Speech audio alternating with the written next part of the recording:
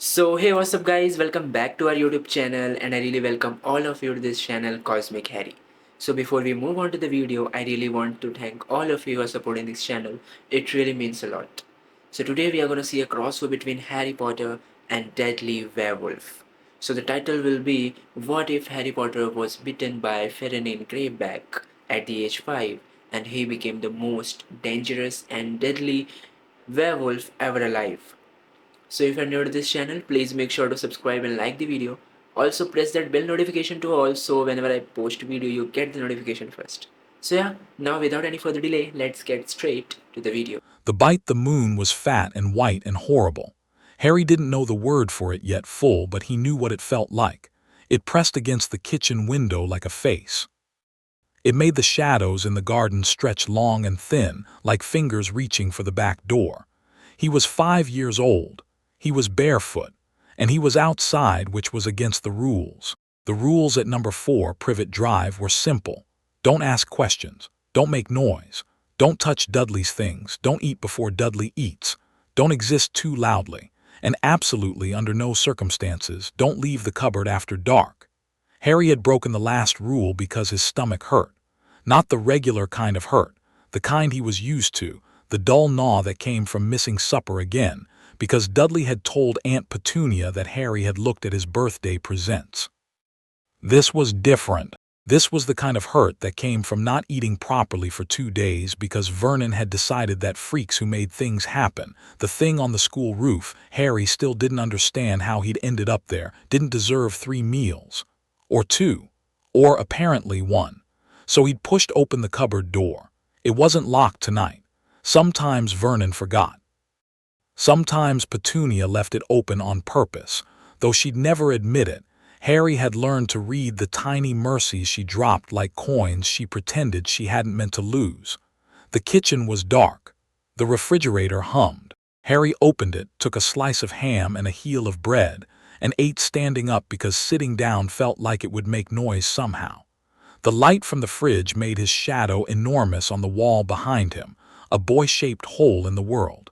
He was closing the fridge when he saw the garden through the window over the sink. The moon was doing something to it, making it silver.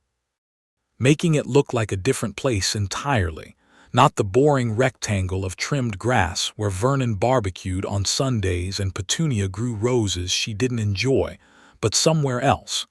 Somewhere that looked like it went on forever. Harry opened the back door and stepped outside. The grass was cold and wet between his toes. The air smelled like autumn, that specific October smell of wet leaves and something faintly sweet rotting underneath. Harry stood on the back step and breathed it in, and for a moment, just a moment, he felt like a person instead of a problem. He walked to the back fence. Climbed it, because he was small and good at climbing. You learned to climb when Dudley and his friends chased you. You learned to get vertical fast. On the other side was the alley that ran behind the houses, and beyond that, the little park with the rusty swings where he sometimes sat during the day when the Dursleys wanted him gone. He sat on a swing.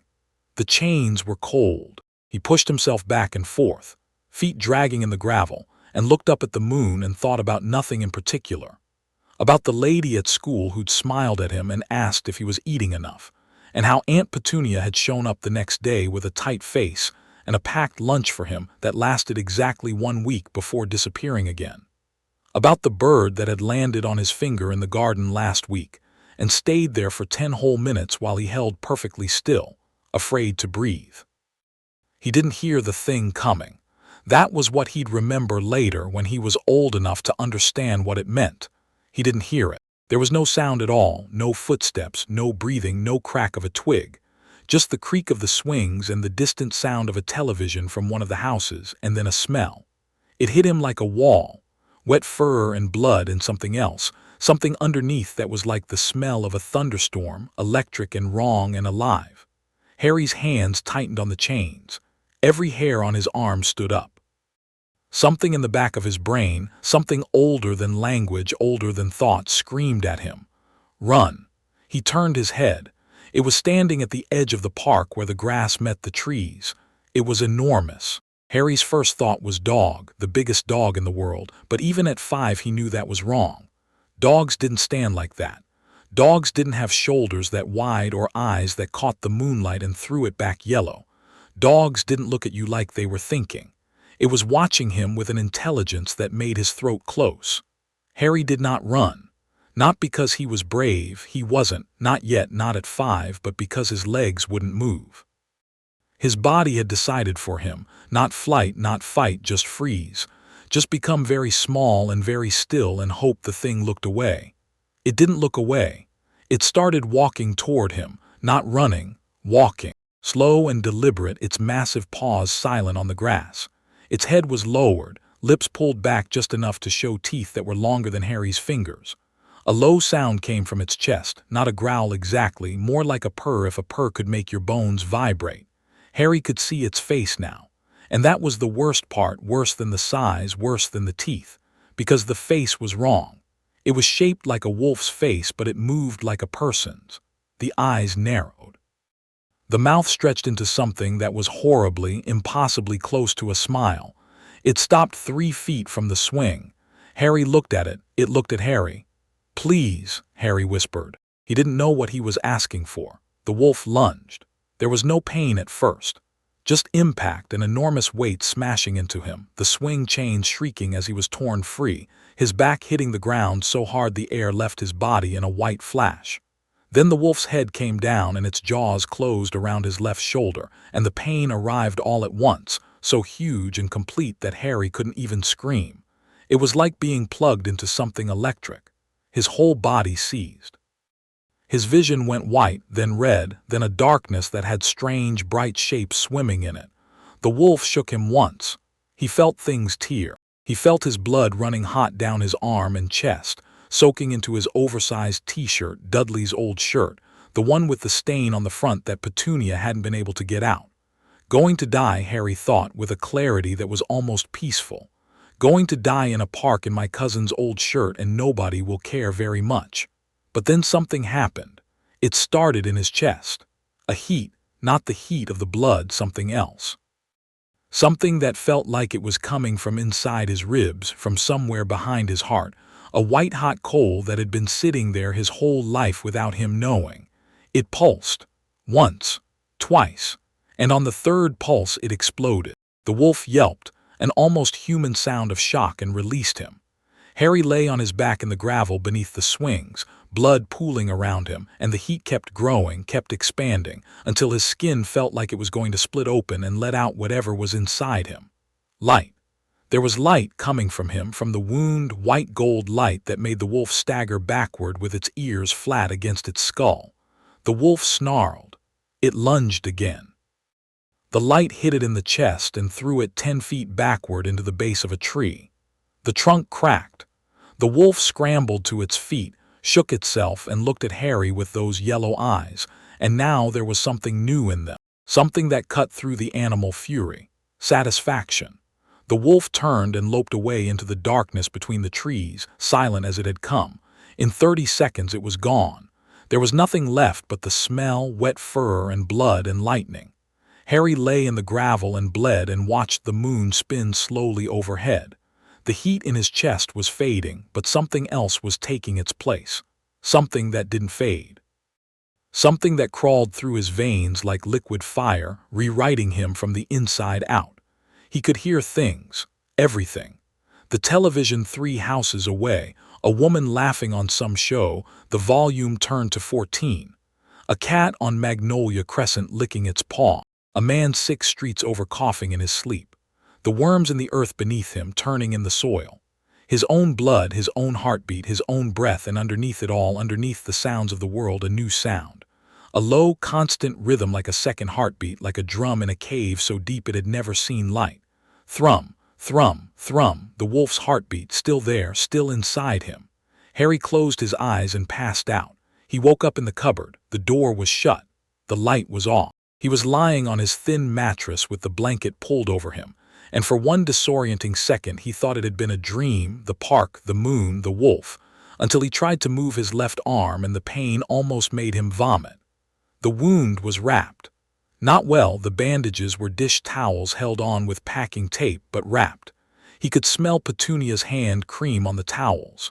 She'd done this. She'd found him, or Vernon had, and they'd carried him back and wrapped his shoulder and put him in the cupboard and closed the door and not called an ambulance. Of course they hadn't called an ambulance. That would mean questions. That would mean authorities. That would mean people looking closely at the boy in the cupboard, at the locks on the door, at the diet of scraps and silence. Harry lay in the dark and listened to the house. Vernon was snoring upstairs, a deep, rattling sound like an engine with a bad belt, the slight hitch on every third breath that meant he'd been drinking. Petunia was awake. He could hear her in the kitchen, not moving, just standing there. Her heartbeat was fast. She was afraid. He could hear her heartbeat. He could hear her heartbeat from inside a closed cupboard, through a wall and a floor and 10 feet of empty air. Harry pressed his right hand against his chest. His own heart was beating fast too, but beneath it that other rhythm continued, steady, patient, like something large had curled up inside him and was waiting. He slept. The first transformation happened 27 days later. Harry didn't know it was coming. Nobody had told him what a werewolf was. The Dursleys didn't acknowledge the word magic, let alone lycanthropy, and his shoulder had healed with a speed that frightened Petunia into 3 days of silence. By the second week, the wound was a knot of white scar tissue. By the third, even the scar tissue was fading into smooth, slightly silvered skin. But things were changing. Food tasted different. Raw meat smelled incredible. The scent of blood made his mouth water in a way that scared him. His eyes were sharper, especially at night. He could see the spiders in his cupboard in perfect detail, even in total darkness, every leg, every hair, every bead of moisture on their webs. He could hear conversations at school from across the playground. He could smell things that had no smell, fear, excitement, the sharp vinegar tang of someone telling a lie. And the dreams. Every night, dreams of running through forests that didn't exist in Surrey, his body close to the ground and impossibly fast, the wind in fur he didn't have, the moon overhead like a great white eye watching him with approval. The 27th night the moon came back. Harry was in his cupboard. It was 9 in the evening. Dudley was watching television in the sitting room.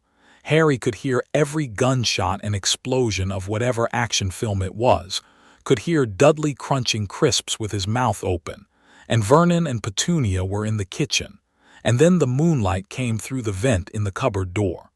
Just a sliver, a thin line of white light that fell across Harry's legs where he sat on the mattress. It touched his skin and the world cracked open. The pain was beyond anything he had words for. Every bone in his body broke at once. He could hear them snapping, a rapid-fire series of cracks like someone stepping on dry twigs, and his skin split and his muscles tore free of their anchors and rewound themselves in shapes that didn't belong to a boy. He screamed. He couldn't help it. He screamed, and the scream changed halfway through, dropped 3 octaves and became a howl that rattled the cupboard door in its frame. The cupboard was too small. He was growing, not just shifting, growing, and his shoulders hit both walls and his head hit the underside of the stairs, and his legs were bending wrong, folding backward at the knee, and he was still screaming, still howling, and the door was shaking, and he could hear Vernon on the other side shouting what the bloody hell, and Dudley crying, and Petunia saying, "Don't open it, Vernon, don't open it, don't." And then it stopped. The pain didn't fade so much as it was replaced. Where there had been agony, there was now sensation, pure, overwhelming, total. He could feel everything. The grain of the wood beneath his claws, the dust in the air, the vibration of Dudley's crying traveling through the floor, the heat signature of 3 human beings on the other side of a thin wooden door. He was a wolf. He was inside a cupboard. He didn't fit. His back was pressed against the ceiling, his flanks squeezed between the walls. He could feel his claws gouging the floor with every involuntary flex of his paws. His breath came in hot blasts that fogged in the small space, and he was simultaneously aware of 2 things: that he was Harry, a 5-year-old boy who lived under the stairs, and that he was something else, something older and larger and infinitely hungrier, and the something else wanted out. The door was locked. Of course it was. Vernon always locked it at night. The wolf that was Harry, the Harry that was wolf, hit the door with one shoulder. The lock held. He hit it again. The frame splintered. He hit it a third time and the door exploded off its hinges and flew across the hallway and hit the opposite wall hard enough to leave a dent in the plaster. He stood in the hallway of number 4 Privet Drive, a wolf the size of a small horse, black-furred with a lightning bolt slash of white across his skull, and he looked at Vernon Dursley with eyes that glowed amber in the dark. Vernon had a cricket bat.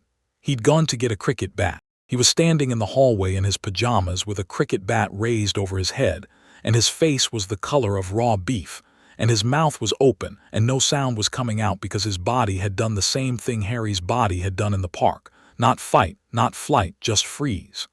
Harry looked at him. The wolf wanted to lunge. Every instinct, every newly wired nerve, every drop of the thing moving through his blood said prey, prey, threat, prey, bite, tear, eat. The smell of Vernon's terror was thick and sweet, and it made something in Harry's chest sing. But Harry was still in there. Somewhere behind the amber eyes and the new teeth and the hunger that felt like falling, Harry was still a 5-year-old boy who had never hurt anyone in his life, who had cried when Dudley crushed a beetle in front of him, who fed breadcrumbs to the birds in the garden because he knew what it felt like to be hungry. He didn't lunge.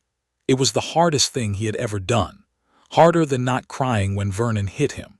Harder than not screaming when the wolf bit him in the park. He stood in that hallway with every muscle coiled to spring, and he did not move. Vernon's arm lowered very slowly. The cricket bat touched the floor. "Petunia," Vernon said, in a voice Harry had never heard from him before, flat, mechanical, drained of everything that made Vernon Vernon. "Get the boy, go upstairs, close the door." "Vernon, now," Harry heard Petunia grab Dudley. Heard them go up the stairs, Dudley whimpering, Petunia's heartbeat so fast it sounded like a hummingbird's wings. Heard the bedroom door close. The lock click. Vernon and Harry stood in the hallway and looked at each other. "The back door is open," Vernon said. His voice was still flat. His hands were shaking. "Go," Harry went. The garden hit him like a drug. The smells, the sounds, the feel of earth under his paws, it was like being born into a new world. He cleared the back fence in a single bound and ran. Not toward anything, just away into the night, through the alleys and across the roads and into the stretch of scrubby woodland at the edge of Little Winging. And there, finally, with the moon overhead and the trees around him and the earth soft beneath him, he let the wolf have what it wanted. He ran. He ran until his lungs burned, and then he ran more. He chased a fox and let it go. He found a stream and drank from it, and the water tasted like every good thing he'd ever experienced compressed into a single swallow. He howled once long, a sound that started in his belly and climbed up through his chest and out of his throat and filled the sky, and in houses half a mile away, dogs whimpered and pushed themselves under beds. At dawn, he changed back. It wasn't as painful the second time. His bones slid instead of snapping. His skin rippled instead of tearing. He lay naked in a pile of leaves at the edge of the woods, a 5-year-old boy again, and he was shivering and exhausted, and every joint ached, and there was dirt under his fingernails and blood on his mouth from the rabbit he'd caught. God! He'd caught a rabbit with his teeth, and the memory of the hot blood on his tongue made him feel sick and alive in equal measure. He walked home barefoot. The back door was still open. A pile of clothes, his clothes, the 2 big hand-me-downs, sat on the back step, folded with Petunia's precise, loveless neatness. He dressed. He went inside. He crawled into the cupboard, which now had no door, and pulled the blanket over himself. Nobody spoke to him for 3 days. Vernon bought chains. Not immediately. It took another full moon, another transformation, another night of Harry trying to hold back the wolf in the too small space under the stairs, another explosion of splintered wood and Dudley's screaming, before Vernon drove to a hardware store in the next town over, paying cash, and came back with a length of heavy chain and a padlock and 4 anchor bolts. He installed them in the garden shed. Harry watched from the kitchen window while Vernon drilled the bolts into the concrete floor. Vernon didn't look at him. Hadn't looked at him directly since that first night. "You'll go in there," Vernon said when he came back inside, still not looking at Harry, talking to a spot on the wall above Harry's head. "On those nights, You'll go in there and we'll lock it and that'll be that. Yes, Uncle Vernon. And you won't, Vernon's throat worked. You won't come in the house on those nights. No, Uncle Vernon. Right then. Vernon went to the sitting room and turned on the television and didn't move for 4 hours. The shed was better than the cupboard, actually. More room. Harry could pace, could move in a circle, could stretch his limbs when they changed. The chains were a joke. The wolf could have snapped them on the first night easily, and they both knew it, but Harry held back. Let the chains hold. Let Vernon believe they made a difference. It was the first time Harry understood something that would become the foundation of his life. The appearance of control mattered to the people who needed to believe they had it. Let them believe. It cost him nothing and bought him peace. Petunia left raw meat on the shed floor before full moons. She never said a word about it. Harry never thanked her, but the meat was always good quality, better than what the family ate actually, and he understood this too, the guilt that couldn't be spoken but could be left in a ceramic bowl on a concrete floor. He was 7 when he discovered he could do it without the moon. It happened at school. A November afternoon, gray and drizzling, and Dudley's gang had cornered a girl, a small, dark-haired girl named Sarah Chen who had the audacity to be better at maths than Dudley, which was, admittedly, a low bar to clear. They had her against the wall near the bins. Piers Palkus was pulling her hair. Dudley was going through her bag, throwing her books on the wet ground one at a time while she tried not to cry. The teacher on duty was Mrs. Alcott, who had a talent for looking the other direction whenever Dudley's fist connected with anything. Harry was across the playground. He watched Piers yank Sarah's head back and something shifted inside him, not the full change. Not bones breaking, not skin splitting, just a shift, a click like a gear engaging. His vision sharpened. His fingers ached. He looked down and saw that his nails had lengthened and curved and turned black, and when he ran his tongue over his teeth, the canines were long enough to cut his lip. He walked across the playground, not running, walking. The same slow, deliberate walk the wolf had used in the park 2 years ago, and he didn't realize he was copying it until later. Let her go. Dudley turned. His face did its usual thing when he saw Harry, the automatic sneer, the puffing up, the performance of dominance he'd learned from Vernon. But then he saw Harry's eyes. Harry didn't know what his eyes looked like. He'd find out later in a bathroom mirror, amber, shot through with green, the pupils contracted to slits even in low light. But he knew what they felt like. They felt like looking at the world through a scope. Everything sharp, everything close, everything made of lines and angles and threat assessment. Dudley's sneer collapsed. I said let her go, Dudley. Piers released Sarah's hair. He didn't decide to do it. His hand just opened on its own, the way a prey animal drops what it's carrying when it needs to run. Sarah stumbled away. Dudley and his gang backed up until they hit the wall. Harry stood there for a moment longer, looking at his cousin, and then he turned and walked away, and his nails were already shrinking back to normal by the time he reached the other side of the playground. That night in the cupboard, they'd given him the cupboard back, though with a new door and no lock. He held his hand in front of his face and concentrated. The nails lengthened, retracted, lengthened. His teeth shifted, grew, flattened. His eyes, reflected in the tiny mirror Petunia had grudgingly provided, flickered between green and amber like a traffic light changing. He could control it, not completely. The full moon was still the full moon when it came. The wolf took over whether he wanted it to or not, and the best he could do was aim himself at the shed and hold on. But the partial shift, the teeth and claws and eyes version, that was his. He could bring it up and push it down like flexing a muscle. He practiced. Every night, alone in the cupboard, he practiced. By the time he was 8, he could hold a partial shift for an hour without effort. By 9, he could enhance individual senses at will, boosting his hearing to track a conversation from 200 yards or sharpening his sense of smell until he could distinguish individual people by their scent as easily as by their faces. By 10, he could do something he'd never heard of any wolf doing. He could transform fully without the moon. The first time it happened, he was in the woods. It was a Tuesday, a waning crescent, the moon a thin fingernail clipping in the sky. He was running, which he did most nights now. The Dursleys didn't stop him anymore, didn't even pretend to try. He went out the back door after dark and came back before dawn, and nobody asked where he'd been. He was running through the trees, human-shaped but wolf-fast, his bare feet finding purchase on roots and rocks with an instinct that bypassed conscious thought. And he was thinking about nothing, about the wind and the smell of the trees and the fox den he'd found last week, and the shift came over him like a wave. No pain. That was the first difference. On the full moon, the transformation was still agony, less than it had been at 5, but still a gauntlet of snapping bones and tearing sinew. This time his body flowed.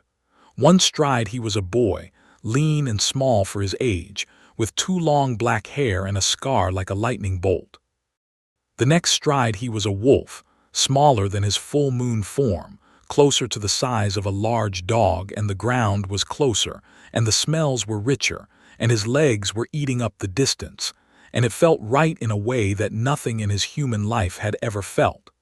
He ran for 3 hours, changed back when he wanted to, stood naked in the woods with his hands shaking, not from cold, from the sheer overwhelming power of what he'd just done, and laughed until his ribs ached.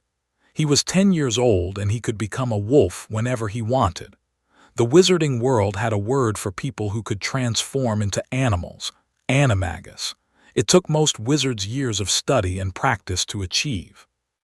What Harry could do wasn't the same thing. It was messier, more instinctive, rooted in blood and infection rather than studied skill, but the result was similar.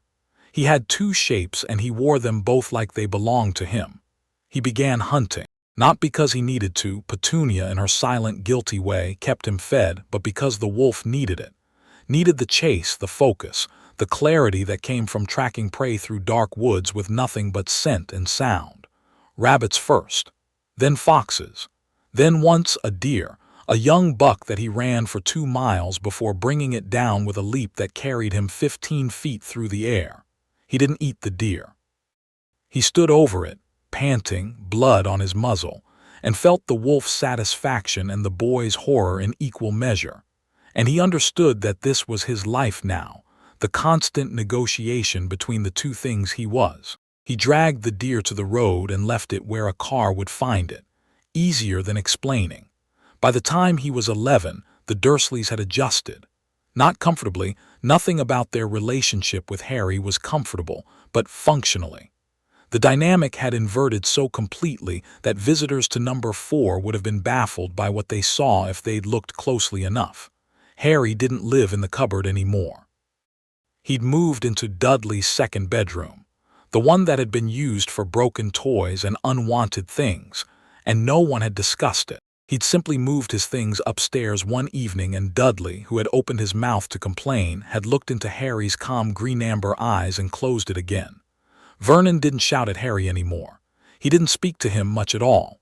When he did, it was in short, careful sentences, the way you'd talk to a large dog you weren't sure about. Morning. Supper's on the table. Don't be out too late. Harry always answered politely, because there was no reason not to, and the politeness seemed to unsettle Vernon more than anger would have. Petunia was the most interesting. She alone seemed to understand, on some level, what Harry was becoming, perhaps because she'd grown up with a sister who could do impossible things, and she recognized the signs. She didn't warm to him. She didn't hug him or call him by name or ask about his day. But she made sure he ate. She left the back door unlocked on nights when she could see him getting restless, his eyes flickering, his nails tapping against the table with a sound that was just slightly too sharp. And once, just once, she'd left a library book on his bed, a nature guide, chapter on wolves. The section on pack behavior was dog-eared. Harry read it cover to cover. Then he went to the library himself and read everything they had on wolves, on predators, on the way animals organize themselves into hierarchies based on strength and trust. He read about alpha behavior and beta behavior and lone wolves, and what happened to packs when the alpha was removed. He read about how wolves communicated through body language, the position of ears and tail, the angle of the head, the way a dominant wolf could control a subordinate with nothing but a look. He practiced in front of the mirror, not because he wanted to dominate anyone. He was 11, not a supervillain, but because understanding the wolf meant understanding himself, and understanding himself meant control, and control meant survival. The scar was a complication. It had always been strange, the lightning bolt on his forehead, the thing the Dursleys refused to explain, the thing that ached sometimes for no reason, but after the bite it became something else. Sometimes, usually at night, usually during the full moon, the scar burned and Harry heard things. Not sounds, thoughts, fragments like catching a radio station for a half-second before it dissolved into static. Cold laughter, a high voice saying words in a language he didn't know. A flash of green light that he associated, without knowing why, with the worst night of his life. The wolf didn't like the scar. Harry could feel it. A constant, low-grade tension in his chest whenever the scar acted up, as if the thing living inside him was bristling at something living inside the scar, two predators forced to share a den. He didn't understand it. He filed it away. He'd learned that some things explained themselves if you were patient and paid attention, and the scar felt like one of those things. The letter arrived on a Tuesday in July. Harry knew it was coming before the post came. He'd been restless for a week, pacing, sniffing the air, that crawling sensation under his skin that meant something is approaching. He didn't know what. Just that the world was about to shift, the way the air pressure dropped before a storm. The envelope was thick and heavy, made of some kind of parchment he'd never felt before, and the address was written in emerald ink. Mr. H. Potter, the second bedroom, 4 Privet Drive, Little Winging, Surrey. Harry turned it over. A wax seal on the back, a shield with 4 animals, a lion, a snake, a badger, an eagle. He didn't open it. He held it to his nose and breathed in. Parchment, old ink, candle wax, and underneath all of that, a dense, layered scent that was like nothing he'd encountered before. 100 people compressed into one, old stone and cooking fires and something electric that reminded him of the night in the park, of the light that had come from his chest. Magic, the wolf said, in the way the wolf communicated, not in words but in images and instincts and the sudden elevation of his heartbeat. This smells like what we are. He opened the letter and read it. Then he sat on the front step and waited. He didn't know what he was waiting for. The letter said to send a reply by owl, which was either a joke or the strangest postal system he'd ever heard of, and gave a date in September. But something was coming. He could feel it. The air was getting heavier, charged with that storm-before-breaking feeling, and when he closed his eyes and let his hearing expand, he could hear footsteps, heavy ones, coming from the south. A mile out, half a mile, a quarter, and something else. A heartbeat, enormous. The biggest heartbeat Harry had ever heard, not fast, just deep, like a drum in a cathedral, each beat resonating in a chest the size of a barrel. And a smell. Leather and dog biscuits and wood smoke and wild places and tears. Tears. Why tears? The footsteps grew louder. The ground trembled. A shadow appeared at the end of Privet Drive, a shadow that was roughly the size and shape of a small building. Harry watched the giant walk up the street. He was every bit of 8 feet tall, broader than Vernon, twice as broad, 3 times, with a wild mane of black hair and a beard that covered most of his face. He was wearing a massive leather coat with about 50 pockets, and his boots were the size of sledges, and he was carrying something pink. A cake box. He was carrying a cake. He was also crying, not sobbing, just a steady, silent leak of tears that ran down into his beard and disappeared. He was smiling at the same time, a big, wobbly, emotional smile that didn't match his terrifying size at all.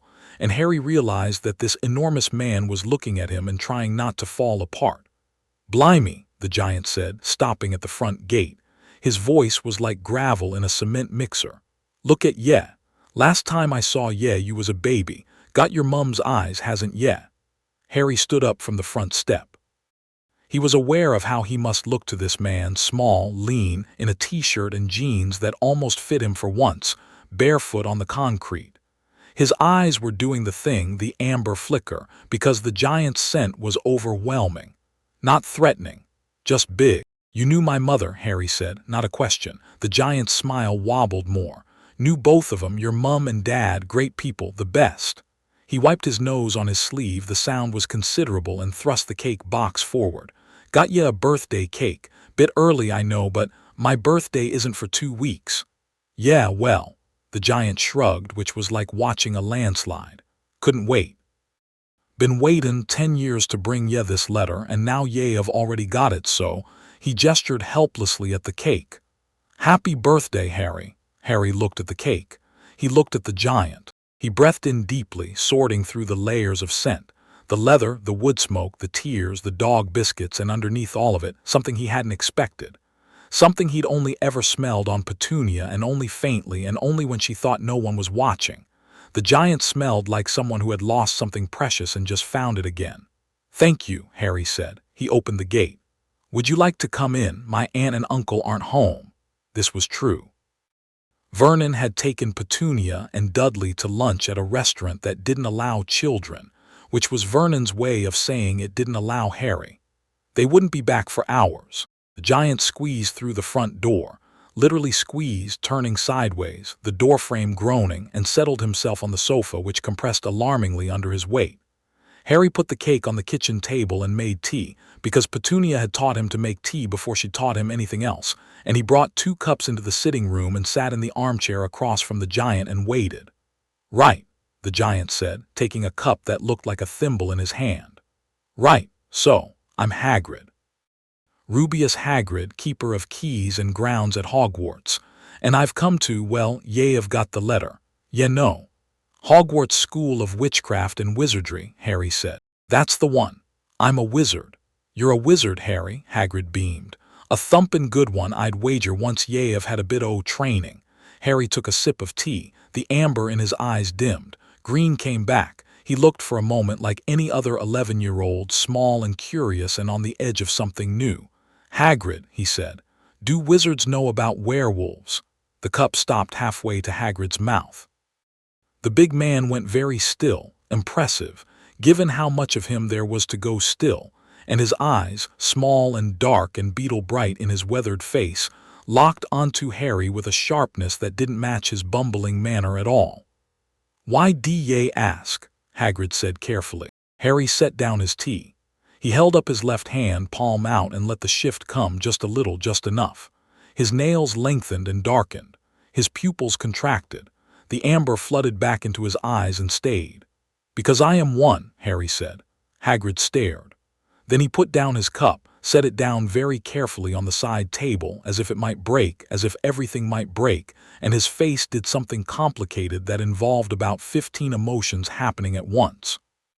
His breath left him in a long, shaking exhale. How long? He whispered. Since I was 5. Who? I don't know. Something came to the park at night. Something big. Hagrid's hands closed into fists. His face darkened. Not with fear, Harry could smell that clearly, but with a fury so deep and so old that it had its own temperature, its own weather system. Greyback, Hagrid said, and the name came out like a curse. Had to be. He goes after kids, the monster. Does it on purpose. Likes to. He stopped, swallowed. Does Dumbledore know? Who's Dumbledore? Headmaster, Hogwarts. Greatest wizard of the age, some say. Hagrid was on his feet now, pacing. 4 steps covered the entire living room and the floor was shaking. He'll need to know. He'll want to help. Harry, listen to me. Hogwarts can help ya. There are potions, things that make it easier. It's already easy, Harry said. Hagrid stopped pacing. What do ye mean? Harry stood up from the armchair. He looked at Hagrid up, way up, craning his neck, and let the shift come all the way. Not the full transformation. The middle ground, the place he'd learned to live in. His eyes went full amber. His teeth lengthened behind his lips. His shoulders shifted, broadened, and when he spoke, his voice had a harmonic underneath it, a resonance that came from a chest cavity that was subtly changing shape. I mean, I can control it, Harry said. I've been controlling it for 6 years. The room was very quiet. The clock on the mantelpiece ticked. Somewhere outside, a lawn mower started up. Mr. Henderson, 4 doors down. Tuesday was his mowing day. Hagrid sat back down. The sofa groaned. Well, he said faintly. Well, that's not supposed to be possible. I know.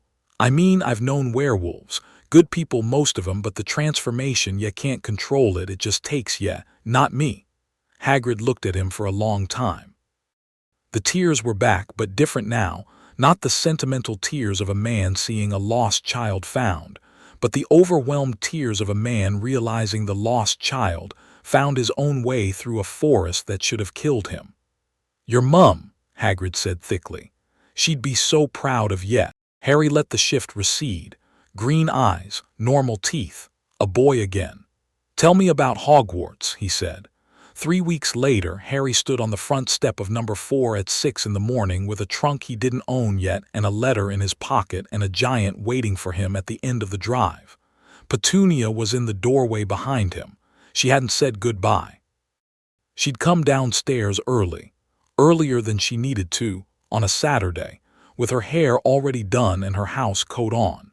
And she'd stood in the kitchen while Harry ate breakfast, and she'd said nothing and he'd said nothing, and the silence between them was the most honest conversation they'd ever had. Now, as Harry stepped off the porch, she spoke. "Your mother." Harry stopped, turned. Petunia's face was its usual mask, tight, controlled, a face designed to keep everything important locked away. But her eyes were doing something her mouth wouldn't allow. "She could do things too," Petunia said. "Strange things. She could make flowers bloom in winter. She could jump off a swing and float." A pause. The mask cracked just a millimeter. "She was my sister." "I know," Harry said. "She died protecting you." "That's what Dumbledore's letter said. She died for you." "I know." Petunia's hands twisted in her house coat. The thing that happened to you in the park, if we'd..." She stopped. Started again. "If things had been different, they weren't," Harry said. "Not cruel, just true." Petunia nodded once sharp and the mask clicked back into place. "Don't cause trouble at that school." "I'll try." "You won't." Harry almost smiled. "Probably not."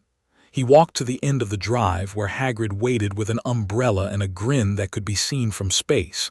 He didn't look back. The wolf didn't look back. It was already oriented forward, toward the scent of old stone and magic and 100 strangers and a world that didn't know what was coming. Harry Potter was 11 years old. He was a wizard. He was a werewolf. He was the most dangerous child in Britain, and he knew it, and he felt no particular need to advertise it. The world would figure it out soon enough. Hagrid offered him the pink cake box which he'd been carrying the whole time. "Didn't eat your cake." "I was saving it." "What for?" Harry took the box, opened it. The cake inside said HAPPEBIRTHDAE Harry in green icing, misspelled and lopsided and made by hands the size of dinner plates. "For when I had someone to share it with," Harry said. Hagrid made a sound like a walrus being emotionally compromised. Harry broke the cake in two, gave the larger half to Hagrid, and they ate it standing on the pavement at 6 in the morning, while the sun came up over Little Winging, and the first day of the rest of Harry Potter's life began. Chapter 2. Paxent Diagon Alley hit Harry like a fist made of noise and color and smell. Hagrid had taken him through a pub called the Leaky Cauldron, dark, cramped, full of people in robes who all seemed to know who Harry was before he'd said a word, and then through a brick wall that opened like a mouth into a street that shouldn't have existed. Harry stepped through, and his senses detonated. Every werewolf instinct he had fired at once. The smells came first, hundreds of them, thousands, layered and tangled and screaming for attention. Owl droppings and cauldron smoke and something sweet that turned out to be a shop selling ice cream in flavors he'd never heard of. Potion ingredients, dried bat wings and pickled newt eyes, and something that smelled like copper and ozone that his wolf brain categorized instantly as dragon. People, dozens of them in the narrow cobblestone street, each one a universe of scent. What they'd eaten, where they'd slept, what they were afraid of, whether they were lying about the quality of their wares. Then the sounds. Owls hooting from a shop with cages stacked to the ceiling. A goblin, Harry didn't know the word yet, but he knew the smell, metallic and ancient, arguing with a witch over exchange rates. Children laughing. A cauldron bubbling in a shop doorway. And underneath it all, the hum of magic itself, a vibration he felt more than heard, like standing inside a power station, the air thick with energy that made the hair on his arms stand up and the wolf pace restlessly in his chest. Harry stopped walking, closed his eyes, breathed, sorted, Categorize, file it away. You're not prey here, you're not a threat. You're a boy buying school supplies. The wolf settled. The noise organized itself into layers he could manage. Harry opened his eyes. Hagrid was watching him with that worried, gentle look he'd been wearing since Harry told him about the bite. Yeah, all right. Fine, Harry said. There's a lot. Yeah, it's something, isn't it? First time for everyone, though. You get used to it. Harry doubted that. But he followed Hagrid into the crowd and let the alley wash over him, and by the time they'd walked 50 yards, he'd already mapped the acoustic signature of the street, every shop doorway, every alley, every point where the crowd thickened or thinned. The wolf did this automatically. Exits, choke points, high ground, it wasn't paranoia, it was just how he processed the world now. Gringotts came first. The bank was run by goblins, small, sharp-featured, clever-smelling creatures who looked at Harry with an appraising eye that he respected immediately. They didn't fawn. They didn't stare at his scar. They looked at him the way a butcher looks at a side of beef, professionally, with an eye toward value. The goblin who took them down to the vault, Griffook, a name that suited his handshake, sat across from Harry in the rattling cart and studied him with an expression that was more curious than hostile. You smell different from most wizards, Mr. Potter, Griffook said. Harry looked at him. You can tell. Goblins have excellent noses. Not as good as yours, I suspect. The goblin's thin mouth curved. I won't ask. What a customer carries in his blood is his own business. Harry decided he liked goblins. The vault was full of gold. Mountains of it, gold coins, silver coins, bronze coins, piled in heaps that glittered in the torchlight. Harry stared at it and felt exactly nothing, because money had never been part of his life, and the wolf cared about territory and pack and food in that order, and gold was none of those things. That's all mine, he asked. Your parents left it, Hagrid said, blowing his nose into a handkerchief the size of a tablecloth. For school and that. Harry filled a bag with coins. He didn't count them. The wolf noted the depth of the piles, the dimensions of the vault, ran a calculation that bypassed his conscious mind entirely and concluded enough. Enough for years. Enough so that he'd never need to depend on the Dursleys or anyone else for anything. Good, the wolf said. Resources mean independence. Independence means survival. Harry was 11. He thought like a 40-year-old who'd been through 2 wars. They bought his supplies in a blur of strange shops and stranger people. Robes from a witch named Madame Malkin, who kept her pins in her hair, and talked too much but whose hands were steady and sure. Books from a shop called Flourish and Blots that smelled like heaven, old paper and leather and ink, and Harry's fingers itched to open every volume on the shelves. Cauldrons and scales and brass telescopes and potion ingredients that made the wolf's nose wrinkle or flare depending on toxicity. Then the wand shop. Ollivander's was narrow and dusty, and crammed with thousands of thin boxes stacked floor to ceiling, and it smelled like sawdust and lightning. Harry stepped inside and every nerve in his body went taut. Something in this shop was calling to him, not metaphorically, literally. He could feel it, a pull, a vibration, a frequency that matched something inside his chest. The wolf raised its head. The hair on the back of Harry's neck stood up. Good afternoon, said a soft voice. Harry didn't flinch. He'd heard the old man's heartbeat from outside the shop, slow, steady, the heartbeat of someone who had been alive for a very long time and had stopped being surprised by things roughly a century ago. He'd smelled him too, sawdust, silver, and something deep and strange that Harry associated with the core of old trees. Mr. Ollivander emerged from behind the shelves like a ghost made of pale eyes and papery skin. He was small, stooped, white-haired, and his eyes were the color of the moon. They found Harry's scar immediately, then dropped to his eyes, then went very, very still. Ah, Ollivander said. Ah, yes, I thought I'd be seeing you soon, Harry Potter. You have your mother's eyes. A pause, the pale gaze sharpened. And something else, I think. I get that a lot, Harry said. Ollivander smiled. It was not a warm smile. It was the smile of a man who had just found an interesting puzzle. Let's find you a wand, shall we? It took 40 minutes. Wand after wand, holly, ash, oak, elm, willow, each one placed in Harry's hand with Ollivander's papery fingers and then snatched back almost immediately when the reaction was wrong. One set the curtains on fire. One froze the desk solid. One made a sound like a wolf howling and blew out the front window, and Ollivander's eyes went very wide before he snatched it back and shoved it into its box and pushed the box to the very back of the very highest shelf. Tricky customer, Ollivander murmured. He was enjoying himself. Harry could smell it, that bright citrus scent of intellectual excitement. Very tricky. The lycanthropy complicates things, of course. Harry went still. You know. My dear boy, I have been fitting wands for 60 years. I can feel the magical signature of every customer who walks through that door. Yours is. He paused, searching for the word. Bifurcated. Two channels running in parallel, most unusual. He disappeared into the back of the shop. Harry heard him rummaging, boxes shifting, dust falling, the old man muttering to himself. Then a sound, a low hum felt more than heard coming from somewhere deep in the stacks, a vibration that matched the one in Harry's chest.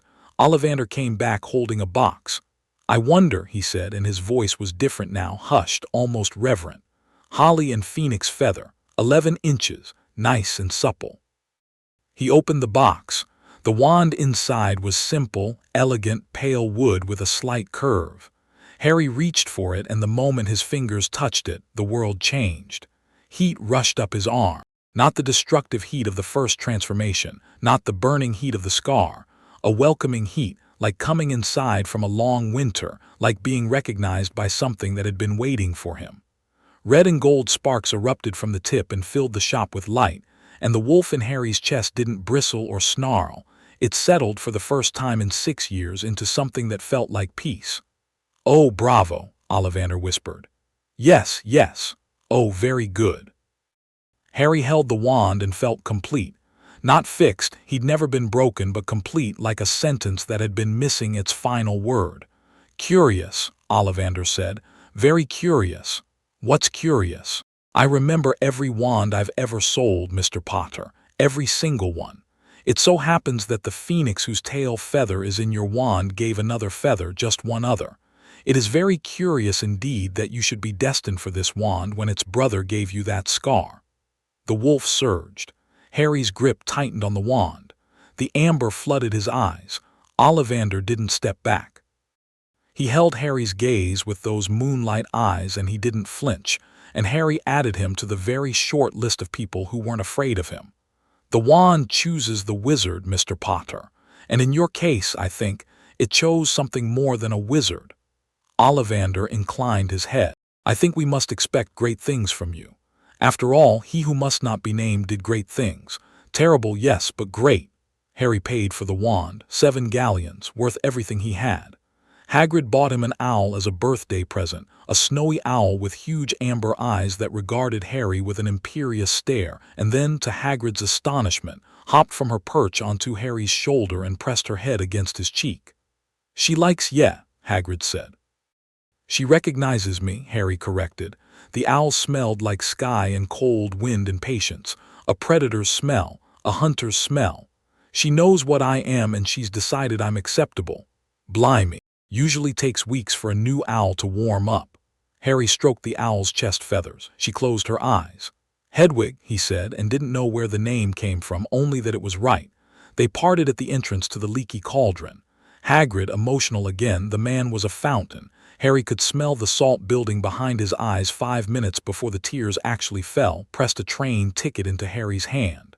September 1st, King's Cross Station, platform 9 3/4.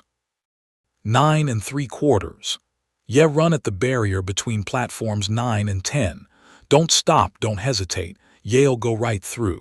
Of course you do, Harry said, and Hagrid laughed, and they parted ways, the giant back into the magical world, the wolf boy back into the mundane one, carrying a trunk full of spell books and a caged owl and a wand that hummed against his hip like a second heartbeat. September 1st was warm and overcast, the sky the color of old pewter. Harry arrived at King's Cross 2 hours early because the wolf hated being late for anything. Lateness meant being caught out of position, meant surrendering the advantage of preparation, and because he wanted to smell the place before it filled with people. Platform 9 3/4 was exactly where Hagrid said it would be. Harry walked through the barrier without hesitating. The brick dissolved around him like fog and emerged onto a platform that made Diagon Alley look quiet. A scarlet steam engine dominated the space, gleaming and enormous, pouring white smoke into the vaulted ceiling. The platform was crowded with families, parents fussing over trunks, children running between legs, owls hooting from cages, cats winding between ankles. The noise was a wall. The smell was a library. Harry processed it all in seconds. Filed it, moved through. He found an empty compartment near the back of the train. A strategic choice, fewer people walking past, closer to the exit, and stowed his trunk and set Hedwig's cage by the window and sat down and waited. People filled the train in waves. Harry tracked them by sound and scent, each new arrival a data point, a profile built automatically by the wolf's ceaseless assessment. Most of them smelled like children. Soap, sugar, nervousness, excitement.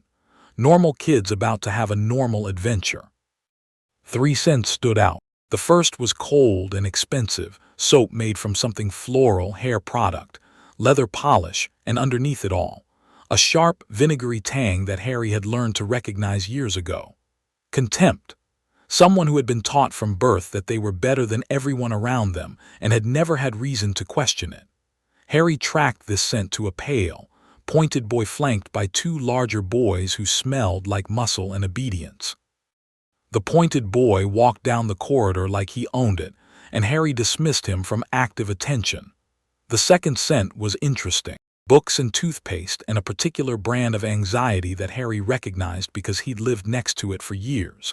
The anxiety of someone who was very smart and very afraid that smart wasn't enough. A girl, bushy-haired, already in her school robes, moving down the corridor with a purposeful stride that was undermined by the way her eyes darted into every compartment, looking for somewhere to belong. The third scent was the one that made Harry sit up. Cheap soap. Hand-me-down wool. Sandwich meat, corned beef, not fresh. And something underneath all of that, something warm and uncomplicated and entirely without pretense. The scent of someone who had never in his life been anything other than exactly what he was. The compartment door slid open. Anyone sitting here? A tall, thin boy with red hair and a smudge of dirt on his nose and ears that were slightly too big for his head stood in the doorway.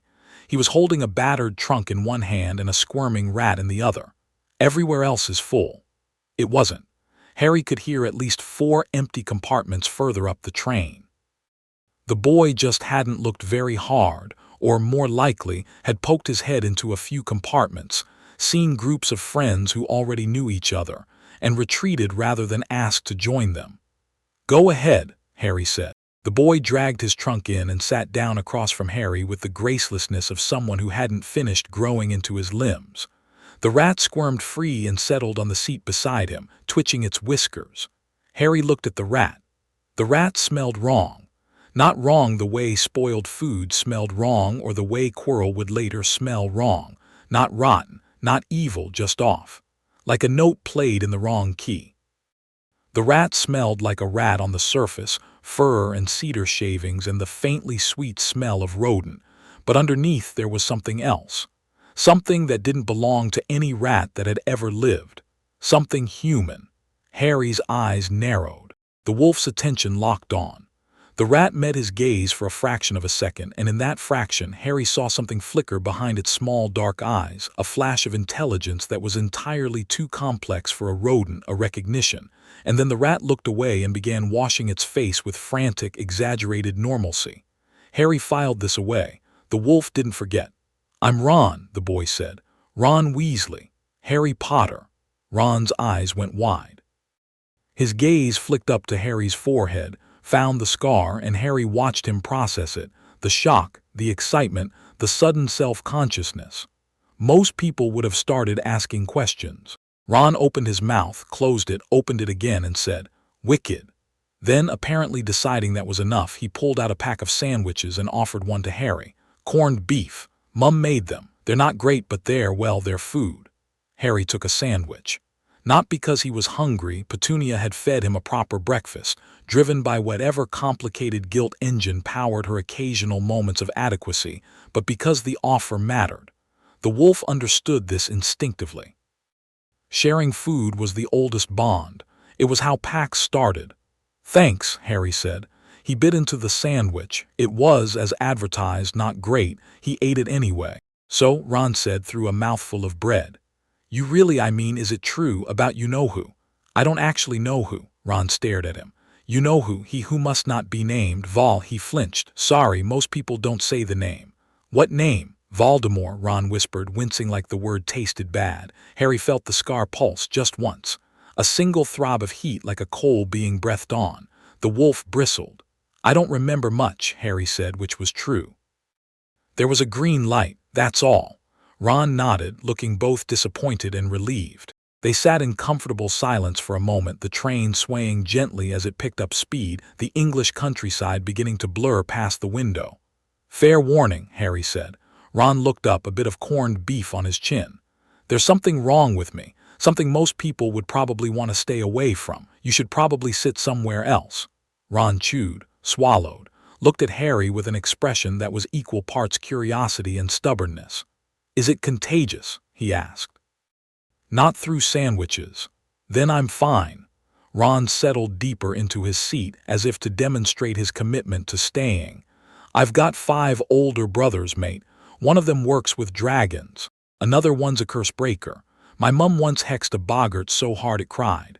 Something wrong with you is a pretty low bar in my family. Harry felt something crack inside his chest. Not the wolf, the other thing. The thing underneath the wolf, the thing that was still a boy, still 11, still looking for something he couldn't name. It cracked just a little, like ice on a puddle in early spring. Okay, Harry said. Okay, Ron said, and offered him another sandwich. The compartment door slid, open again 20 minutes later. The bushy-haired girl stood in the doorway, already in her robes, her face arranged in an expression of brisk efficiency that didn't quite hide the desperation underneath. Has anyone seen a toad? A boy named Neville's lost one. No toads here, Ron said. Just a rat. He gestured at the rat, which was asleep or pretending to be. Harry was watching it. The girl's eyes swept the compartment and landed on Harry. Specifically on Harry's eyes, which were, he realized, still doing the amber thing. He'd been watching the rat too intently, and the wolf had bled through. She stared. Most people, encountering the amber, flinched, looked away, found somewhere else to be. The girl did none of these things.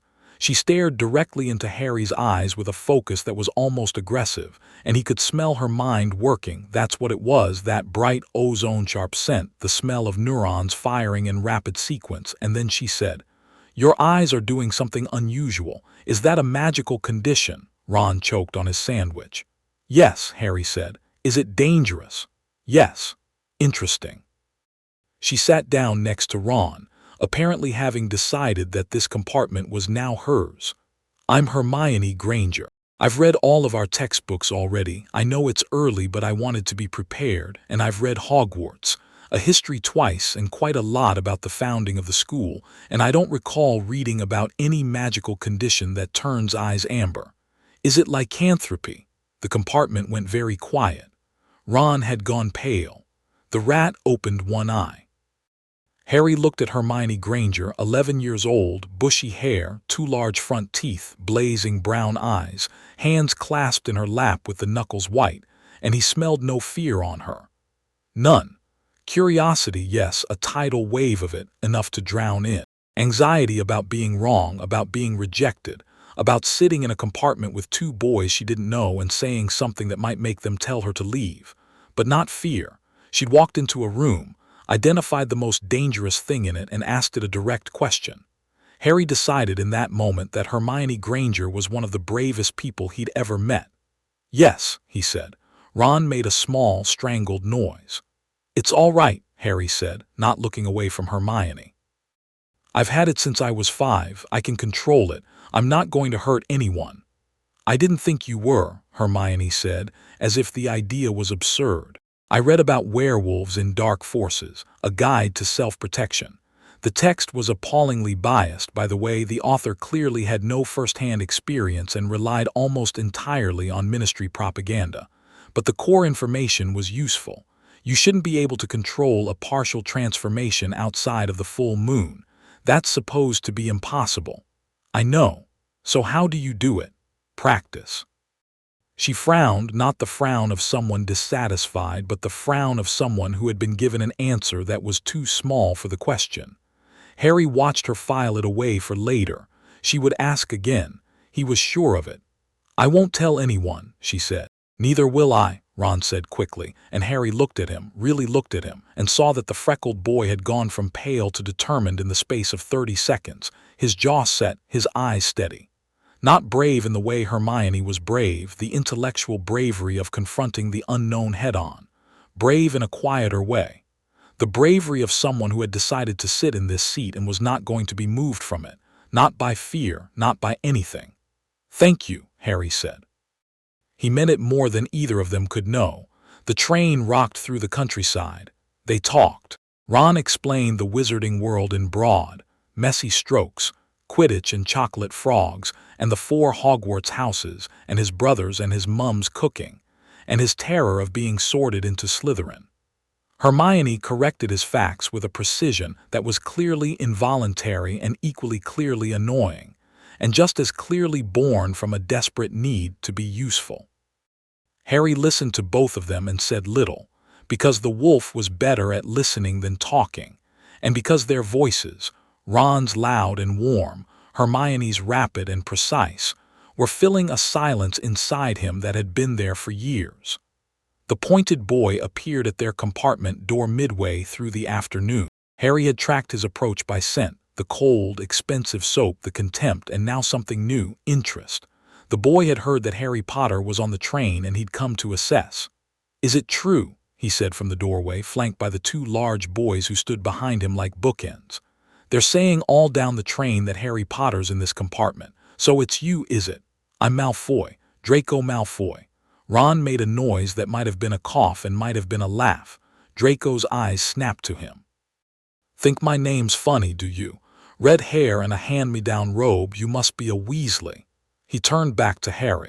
"You'll find some wizarding families are better than others, Potter. I can help you there." He held out his hand. Harry looked at it. Then he looked up at Draco Malfoy, at the carefully arranged hair and the expensive robes and the practiced sneer that was, underneath the performance, the face of a boy who had been rehearsing this moment, and he breathed in. Contempt, yes, the sharp tang of it, but underneath, anxiety. The sour, metallic smell of someone desperate to impress, desperate to live up to a standard set by someone else. And deeper still, so faint that a normal nose would never have caught it, loneliness. The same loneliness Harry smelled on himself sometimes. The loneliness of a child raised in a house where love came with conditions. "I think I can figure out the wrong sort for myself, thanks," Harry said. But he said it without malice, without the cruelty that Draco had used on Ron, and something flickered in the blond boy's eyes, confusion maybe, or the faintest ghost of shame before the sneer reassembled itself. "You'll regret that, Potter." "Maybe." Draco left. His 2 shadows followed. Harry watched them go and filed the scent away. Not a threat, not yet. Just a boy in a cage of his own making, rattling the bars because that's what he'd been taught to do. "That," Ron said with feeling, "is the worst person I've ever met." "He's scared," Harry said. Ron and Hermione both looked at him. "He smelled scared, not of me, of something else, maybe everything," Harry shrugged. "I'm not saying that makes him less of a prat, just that he's more complicated than he wants people to think." Ron opened his mouth, clearly wanting to argue, then closed it. Hermione was looking at Harry with that laser-focused expression again. "You could smell his emotions," she said. "Yes. All the time, everyone's. Everyone's." She sat back. Harry could hear her heartbeat accelerate, could smell the rush of intellectual hunger. She wanted to know everything, wanted to map the boundaries of what he could do, wanted to understand. But she held back. She'd already pushed further than most people would on a first meeting, and some instinct, empathy, or strategy, or both, told her to wait. "That must be exhausting," she said quietly. Harry blinked. In 6 years of living with heightened senses, navigating a world that screamed at him through every channel every second of every day, nobody had ever said that. "It is," he said. "Sometimes." Hogwarts appeared at dusk. Harry saw it before anyone else, of course he did. His night vision was better than a cat's, and what he saw made the wolf go silent for the first time in memory. A castle. An actual castle, turrets and towers and battlements rising from a cliff above a black lake, every window blazing with warm light. It was enormous. It was impossible. It looked like something from the dreams he'd had before the bite, the dreams of a normal boy who still believed in fairy tales. Whoa, Ron breathed from the boat beside him. It's even better than the pictures, Hermione whispered from behind. Harry said nothing. He was too busy listening. The castle had a heartbeat. Not a real one, not the thump of muscle and blood, but a rhythm, a pulse, something deep in the stone that vibrated at a frequency only he could feel. The castle was alive, not the way people were alive, not the way the wolf was alive, alive the way a forest was alive, or the way the ocean was alive. A living thing made of 1,000 years of accumulated magic, soaked into every stone, every corridor, every staircase that moved on its own. The wolf assessed it the same way it assessed every new environment: territory, resources, threats, exits. But underneath the assessment, underneath the tactical evaluation, Harry felt something he hadn't expected. He felt like he'd come home. The boats crossed the lake. The first years climbed a set of stone steps. A tall witch in emerald robes, Professor McGonagall, stern-faced, sharp-eyed, smelling of ginger biscuits and absolute authority, led them into a corridor outside the Great Hall and delivered a speech about the 4 houses and the sorting that Harry only half listened to because the Great Hall was on the other side of that wall, and the smell coming through the stone was overwhelming. Hundreds of people, food, candle wax, enchanted ceiling, and something else, something massive and old and watching. Dumbledore. Harry could smell him from here. Through a wall and across a hall full of hundreds of other scents, Dumbledore's was unmistakable.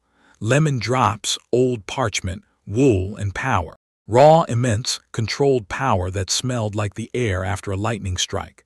But there was something else in the scent too, something calculated. A coolness underneath the warmth. The smell of a man who was performing kindness as much as he was feeling it. Harry noted this, filed it, kept walking. The Great Hall was a cathedral of candlelight. Thousands of candles floated in midair above 4 long tables packed with students. The ceiling, enchanted, Hermione was whispering to anyone who'd listen, showed a clear night sky scattered with stars. At the far end, a high table held the teachers, and in the center of the high table sat the man Harry had smelled through the wall, Albus Dumbledore. Tall, thin, ancient, with a silver beard that reached his waist and half-moon spectacles perched on a crooked nose. He was wearing robes of deep purple covered in silver stars, an outfit that would have looked ridiculous on anyone else but on Dumbledore looked exactly right, because the man inside the robes radiated the kind of authority that didn't need to be serious to be absolute. His eyes found Harry across the hall.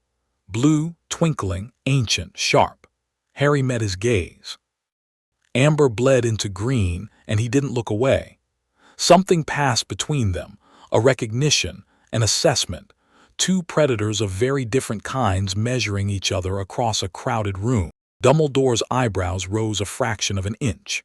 His smile remained, but Harry caught the slight change in his scent, surprise, interest, and a note of something that might have been concern. He didn't know, Harry realized.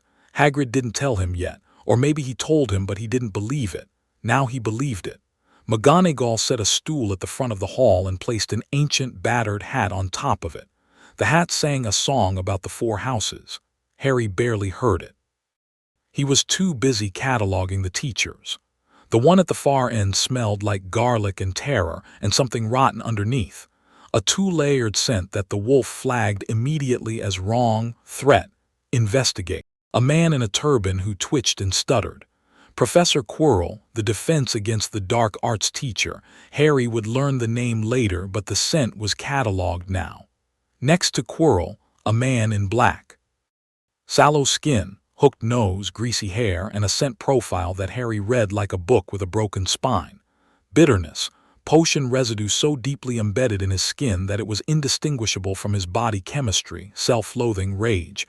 And when his dark eyes found Harry, a hatred so pure and specific that it could only be personal. This man hated Harry.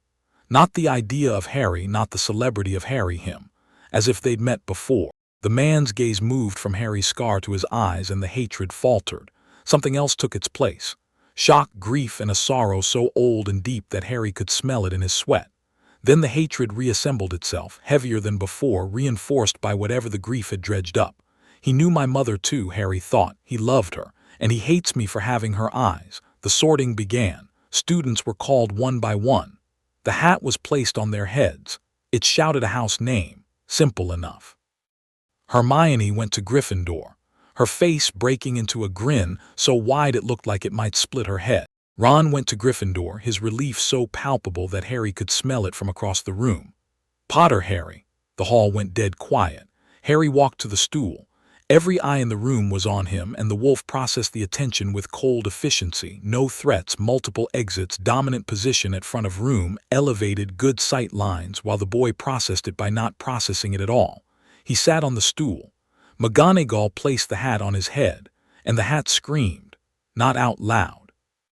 Inside Harry's head, a psychic shriek, raw and panicked, the mental equivalent of someone putting their hand on a hot stove. Harry felt the hat's consciousness slam into his mind and recoil, and in the half-second of contact, he caught a flash of what the hat had seen. The wolf, enormous and ancient, coiled around something bright and burning in Harry's core, and behind the wolf, tangled in the scar on his forehead, a fragment of something dark and cold and wrong that was watching the hat with red eyes. "Oh," the hat said. Its mental voice was shaking. "Oh my. Oh, that's your hello," Harry thought. "What are you?" "I'm Harry Potter. And I'd like to go to Gryffindor, please." The hat was silent for a long moment. Harry could feel it poking around the edges of his mind, cautiously, the way you poke a sleeping bear with a very long stick. The wolf let it. The thing in the scar hissed and the wolf snarled and the hat flinched. "You could be great," the hat said. "Any house Slytherin would make you legendary, Gryffindor. The wolf and the lion. Yes, I can see it. You're sure?" "I'm sure." "Very well, better be Gryffindor." The hat shouted the last word out loud and the Gryffindor table erupted. Harry pulled the hat off, handed it to McGonagall, whose sharp eyes had caught the hat's initial hesitation, and walked to the Gryffindor table, where Ron was saving him a seat and Hermione was clapping so hard her hands were red. Harry sat down. The noise washed over him. People were reaching across the table to shake his hand, slap his back, introduce themselves. He accepted all of it with the calm, steady presence that was the only way to survive being the center of attention when every sense was dialed to maximum. Under the table, his hands were shaking. Not from fear, from the sheer overwhelming newness of it. People who were happy to see him, who wanted him near them, who were smiling and reaching out and saying welcome as if they meant it. The wolf had no category for this. In 6 years of survival, it had never needed one. Harry looked down the table at Ron, who gave him a thumbs up and went back to piling his plate with food, and at Hermione, who was already lecturing a bewildered-looking boy about the history of the sorting, and he thought, "Pack." The word arrived fully formed, unquestioned, absolute. "These are mine. I will protect them." The first weeks at Hogwarts were an exercise in controlled sensory chaos. Harry's days fell into a rhythm. Wake early before anyone else when the dormitory was quiet and the castle's own rhythms were at their slowest. Shower cold water always, it sharpened his senses for the day. Dress. Walk the corridors before breakfast, alone, mapping. The mapping was compulsive and the wolf wouldn't let him stop until it was done. Every corridor, every staircase, even the ones that moved, which the wolf found deeply offensive, every hidden passage and secret door. He found them by scent. The passages that were used often had fresh air currents and the dust was disturbed, and the ones that weren't used smelled of old stone and absence. Within 2 weeks, he had a more complete map of Hogwarts in his head than most 7th years. Classes were simultaneously fascinating and frustrating. The magic itself was intoxicating.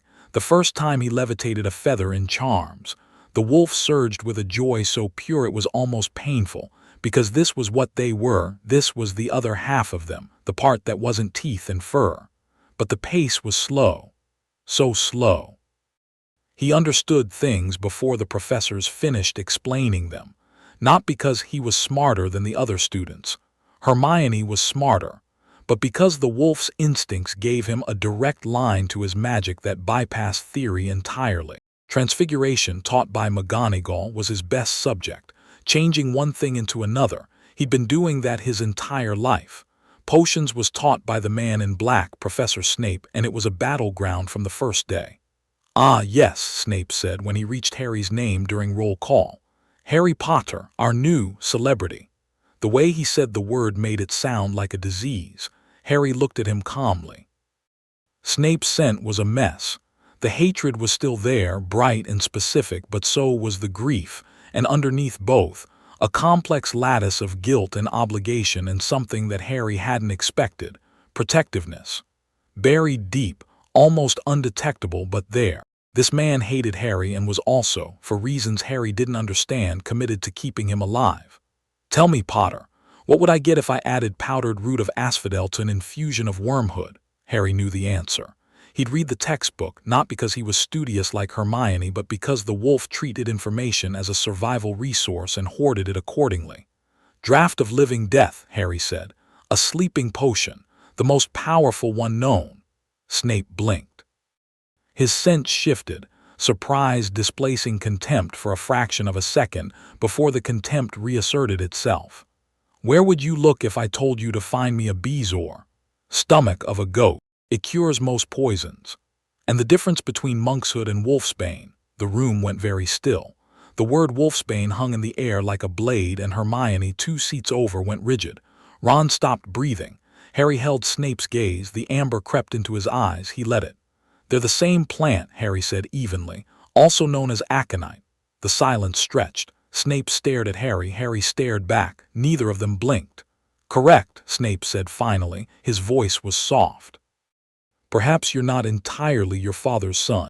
It was the closest thing to a compliment Snape would give for months, and it was wrapped in so many layers of bitterness and hidden meaning that it would take Harry most of the year to unpack it.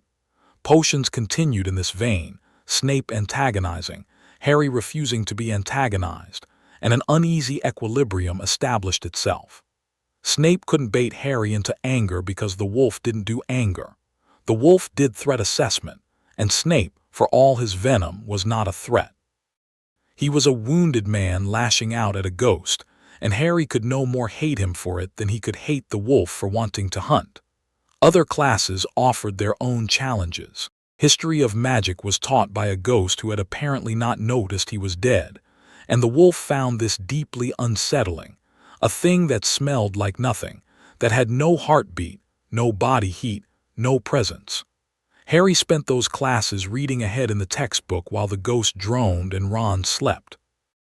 Herbology was taught by a round, cheerful witch named Professor Sprout, and it was one of the few classes where Harry could fully relax, because the greenhouses smelled of earth and growing things, and the wolf associated these smells with the forest, with safety, with the closest thing to home he'd ever known.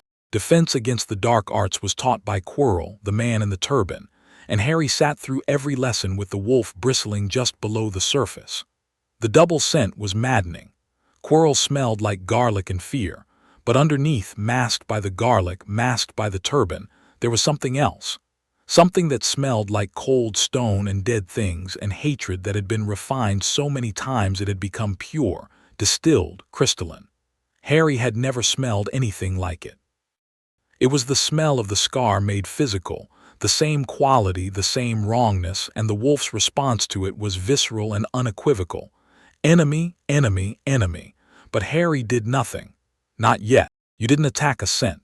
You tracked it, you waited, you let the prey reveal itself. He watched Quirrell, and Quirrell, sweating under his turban, watched him back with an unease that went deeper than nervousness. Halloween arrived with a castle decorated in floating pumpkins and the smell of a feast that made Harry's mouth water from 3 floors away. He was in the great hall with Ron, working through a plate of roast potatoes when Hermione's absence registered. "Where is she?" Harry asked. Ron looked guilty. They'd had charms that afternoon, the levitation lesson, and Ron had said something about Hermione after class. Something about her being a nightmare. Harry had heard it, and more importantly, he'd heard Hermione hear it, the sharp intake of breath, the sour spike of hurt in her scent, the sound of her footsteps changing direction away from the great hall toward the nearest bathroom. "She's been in the bathroom all afternoon," a girl named Lavender Brown said. "Crying, I think." Ron looked more guilty. "I didn't mean I was just, "You were being cruel," Harry said. "Not accusatory, just factual. She's trying too hard because she's terrified of failing, and you made her feel like trying hard was the problem." Ron's ears went red. "Yeah, I know. I'll apologize at dinner." The doors of the great hall burst open. Professor Quirrell sprinted in, his turban askew, his face white. "Troll," he screamed. "Troll in the dungeons, thought you ought to know." He collapsed in a dead faint on the floor. The hall erupted. Students screaming, teachers shouting, benches scraping. Dumbledore's voice cut through the chaos like a blade. "Prefects, lead your houses back to the dormitories immediately," and the orderly evacuation began. Harry didn't move. Hermione. The wolf had already done the math. Hermione was in the first-floor bathroom. The troll was in the dungeons, reportedly, which meant it was between her and any help that was coming. A mountain troll, based on the smell that was now seeping into the great hall through the open doors, rank and brutal. The smell of something that processed the world through violence, and Hermione didn't know it was coming. Harry stood up. "Hermione doesn't know about the troll," he said. Ron went white. Then he stood up too. They moved against the flow of students, ducking under arms and sliding between groups, and Harry tracked the troll by smell.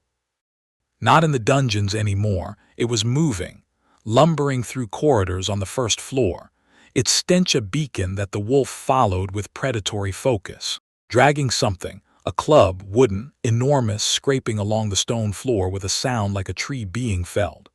They turned a corner and heard the scream. It came from the girls' bathroom.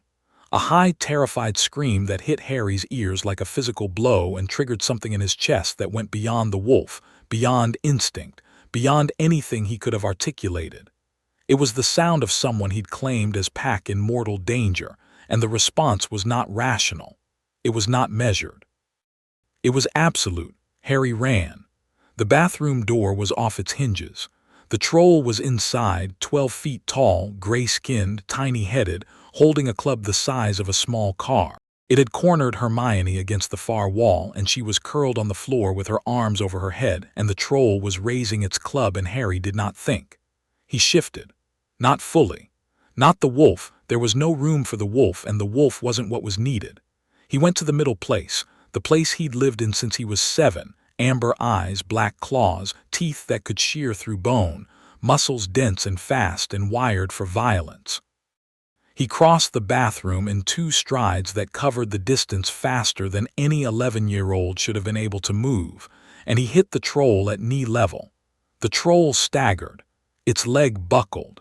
The club came down, not on Hermione, on the floor where Harry had been a half-second earlier, and the stone shattered, sending fragments flying. Harry was already moving, climbing the troll like a rock face, his claws sinking into its hide and finding purchase in the dense, rubbery flesh. The troll bellowed and swatted at him, but he was too fast, too close, and the wolf's instincts were singing, "Throat, go for the throat, end it now." Harry reached the troll's shoulders. It thrashed, trying to shake him off. He wrapped one arm around its neck, his arm, a boy's arm but with the wolf's strength behind it, and the wolf's strength was not a boy's strength, and he squeezed. The troll's bellow cut off. Its tiny eyes bulged. It staggered, clawing at Harry's arm, but its fingers were too thick and clumsy to get a grip, and Harry's arm was locked, the muscles standing out like cables, and he could feel the troll's pulse hammering under his forearm, fast, panicked, the heartbeat of something that had never been prey before and didn't know how to respond. He didn't kill it. The wolf wanted to. Every instinct screamed finish it, break the neck, eliminate the threat. But the boy was still in control, barely, the edges fraying, the amber burning so bright that the whole bathroom was tinted gold. And the boy knew that killing a troll on his first Halloween at a school full of children was not the introduction he wanted. He held the choke for 10 seconds, 15. The troll's struggles weakened. Its legs buckled. It went down like a felled tree, hitting the floor with a crash that shook the walls, and Harry rode it down, releasing his grip the moment the troll stopped moving. It was breathing, unconscious, a 12-foot mountain troll knocked out by an 11-year-old who weighed about 80 pounds. Harry stood up, retracted the claws, pulled the teeth back in. His hands were shaking, not from effort, from the adrenaline, from the wolf's frustrated howl at being denied the kill. Hermione was staring at him from the far wall. She was covered in dust. Her robes were torn. There was a cut on her forehead that was bleeding freely, and tears had carved clean tracks through the grime on her face. She was shaking so hard that Harry could hear her teeth clicking, but she was alive. She was alive and the troll was not, and Harry stood in the wreckage of a destroyed bathroom and let his heart rate come down and thought, yes, good, mine, safe. Harry, Hermione whispered, are you hurt? I know, how did you? Ron appeared in the doorway, wand in hand, face chalk-white. He looked at the unconscious troll. He looked at Harry. He looked at the claw marks in the troll's hide. Bloody hell, Ron said. Footsteps. Multiple teachers coming fast. McGonagall first, her tartan dressing gown billowing, her face white with fury. Behind her, Snape, limping, Harry noted, and why was he limping? And Quirrell, who took one look at the troll and sat down on the toilet with a whimper. McGonagall looked at the scene. Her eyes found the claw marks. Found Harry standing over the troll, his eyes still fading from amber to green. Her mouth opened and for once nothing came out. Hermione spoke. Her voice was shaky but clear. It was my fault, Professor McGonagall. I went looking for the troll, I'd read about them and I thought I could handle it. I was wrong. Harry and Ron came to find me. The lie was transparent. McGonagall knew it was a lie. Harry could smell it on her, the sharp lemon peel scent of disbelief. But she looked at Hermione, really looked at her, the cut, the tears, the shock, and she made a decision. 5 points from Gryffindor for your foolishness, Miss Granger, she said. Her voice was tight. And 5 points each to Mr. Potter and Mr. Weasley for sheer dumb luck. Her eyes met Harry's. Mr. Potter, I would like a word. Tomorrow morning, my office. Yes, Professor.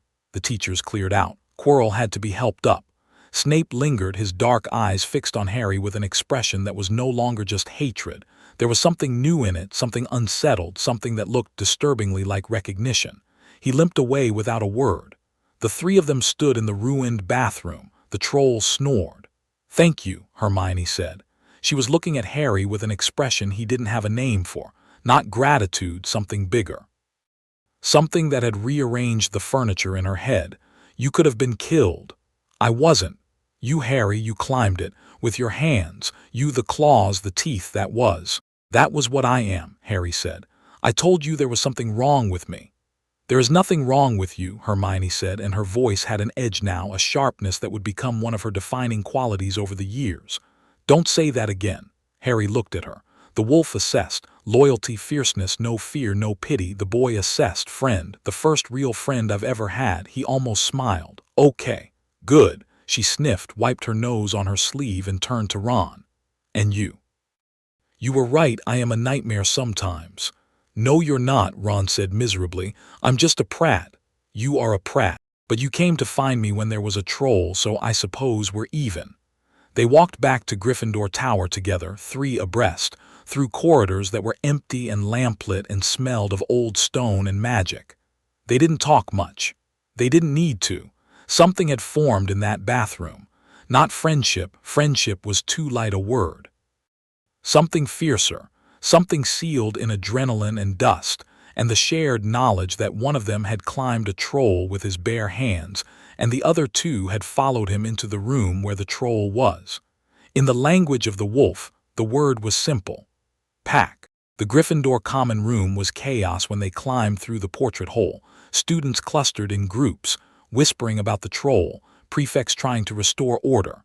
Nobody noticed Harry's torn shirt or the traces of gray troll skin under his fingernails. Nobody except a pair of identical redheads who appeared on either side of him with matching grins. Heard you wrestled a troll, Potter, said one. Barehanded, said the other. Rumor has it you're some kind of dark creature. Rumor has it you've got claws. Rumor has it, rumors, Harry said calmly, should mind their own business. The twins, Fred and George Weasley, Ron's older brothers, exchanged a look of pure delight. We like this one, Gred. We do indeed, Forge. They vanished into the crowd, already spreading a version of events that was probably 80% fiction and 20% understatement. Harry climbed the stairs to the first-year dormitory, pulled the curtains around his bed, and lay in the dark and listened to the castle breathe. The scar throbbed. The wolf paced. The boy stared at the canopy and thought about a girl who said there is nothing wrong with you, like she was daring the universe to disagree. Tomorrow McGonagall would want answers. Tomorrow the school would whisper. Tomorrow the game of being Harry Potter in a world that didn't know what Harry Potter really was would get significantly more complicated. But tonight, for the first time in 6 years, Harry Potter was not alone. He had a pack. Small, just two, just a boy who shared sandwiches and a girl who charged toward things that scared her but real. His. He closed his eyes. The wolf settled. And for the first time since the bite, Harry slept without dreaming. McGonagall's office smelled like ginger biscuits and order. Everything in its place, quills lined up like soldiers, books shelved by size and subject, a single tartan tin of biscuits positioned exactly in the center of her desk. The woman herself sat behind the desk in robes of deep green, her gray hair pulled back so tightly it looked like it could stop a bullet. "Sit down, Mr. Potter." Harry sat. The chair was hard and straight-backed, designed for students who were in trouble. He was not in trouble, he could tell by her scent, which was concerned but not angry, but McGonagall believed in maintaining the atmosphere. "Hagrid sent a letter ahead of you," she said, "to the headmaster, about your condition. I assumed he would. Professor Dumbledore has informed a limited number of staff. Myself, Professor Snape, and Madame Pomfrey, the school nurse. No one else knows. Some people are going to figure it out," Harry said. "Hermione already has." McGonagall's lips thinned. "Miss Granger, yes, I'd noticed she has that quality." She paused, choosing her words. "Mr. Potter, what you did last night was simultaneously the most reckless and the most remarkable thing I have seen a first-year student do in 30 years of teaching." "Thank you." "It was not a compliment. You put yourself in extreme danger." "I put myself between the danger and someone who couldn't protect herself. That seems like the right thing to do." McGonagall's jaw tight. Harry could smell the war happening behind her eyes, the teacher who wanted to reprimand him and the woman who respected what he'd done and the former Gryffindor who recognized the quality of what she'd seen and was, despite herself, proud. "The claw marks on the troll," she said. "The physical display. You're aware that several students saw the aftermath. Questions will be asked." "I know.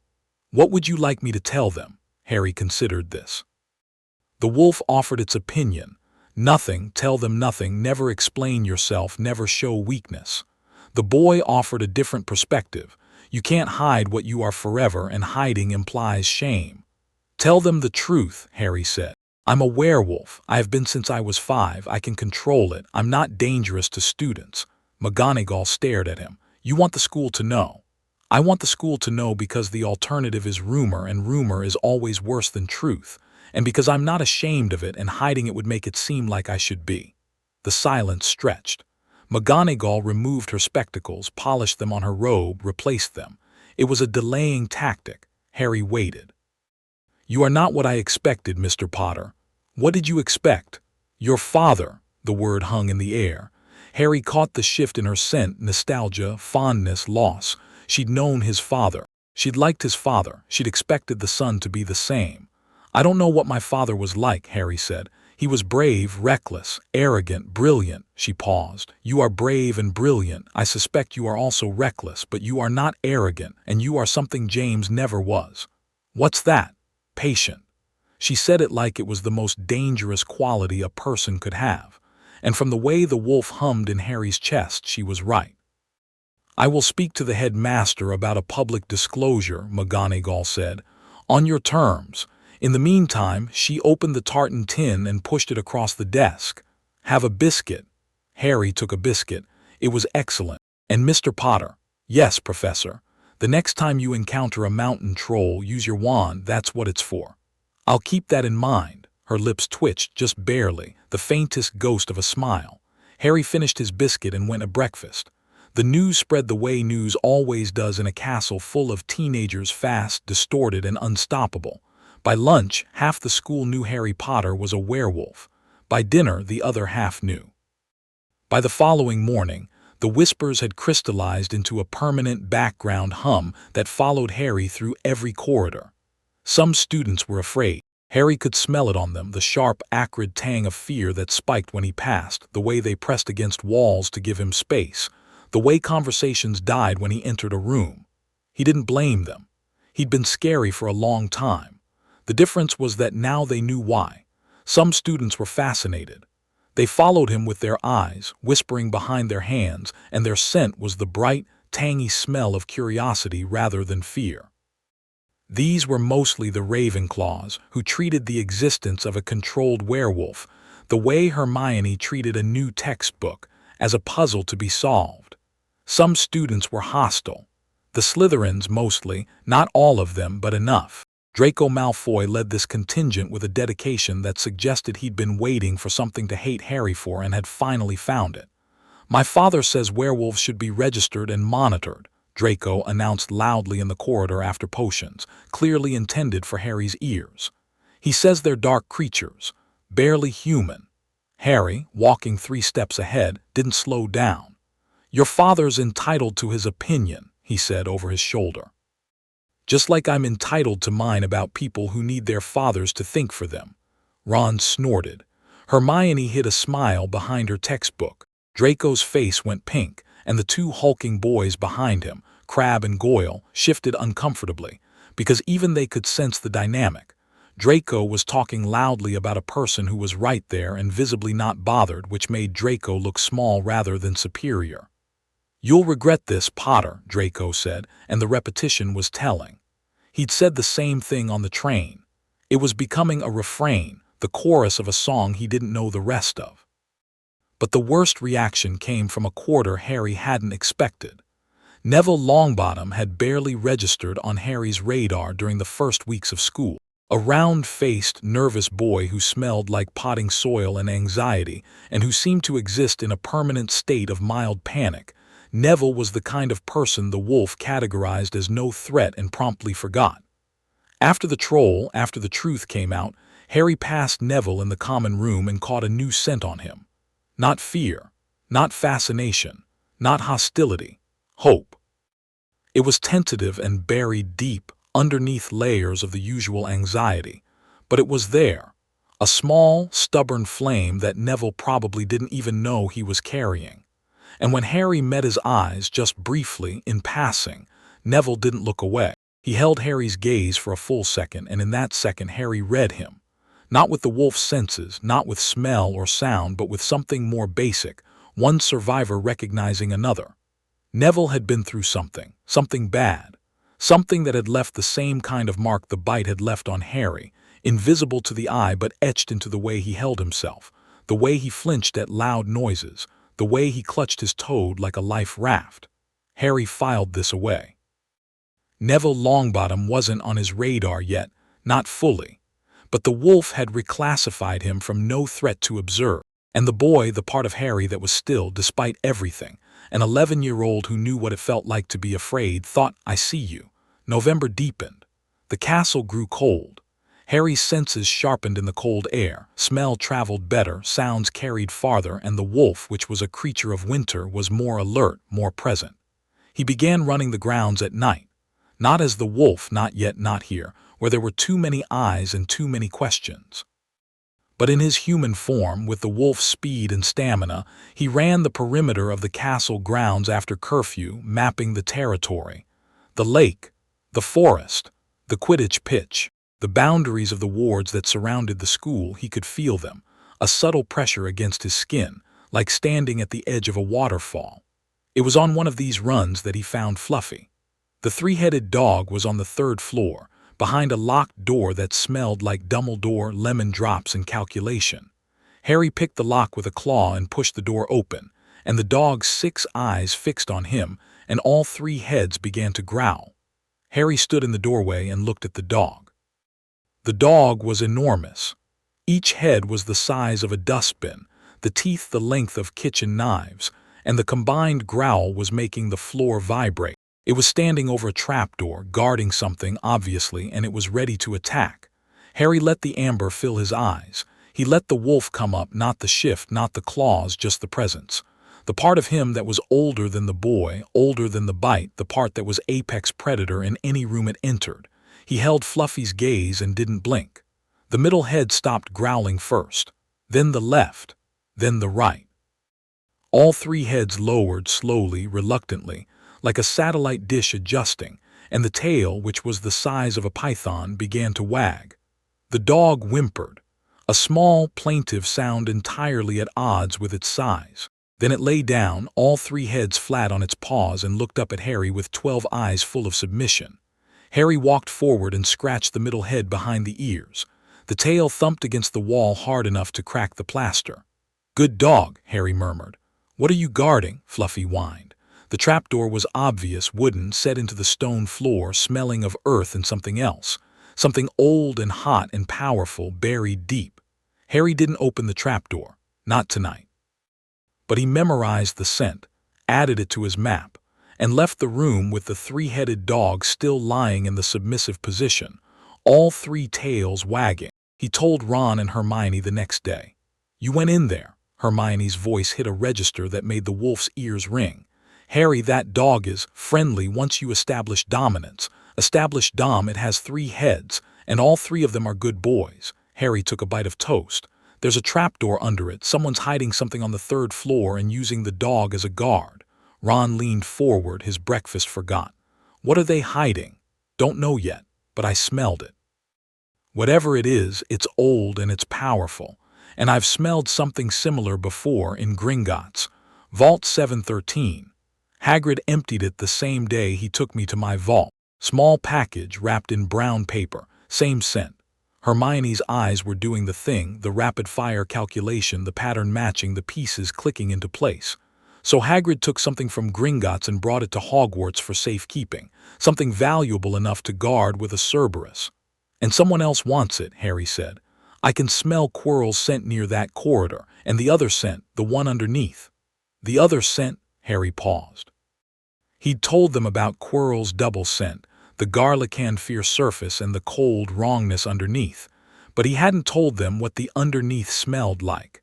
Because it smelled like his scar. It smelled like green light and death and the worst night of his life, and putting that into words made it real in a way he wasn't ready for.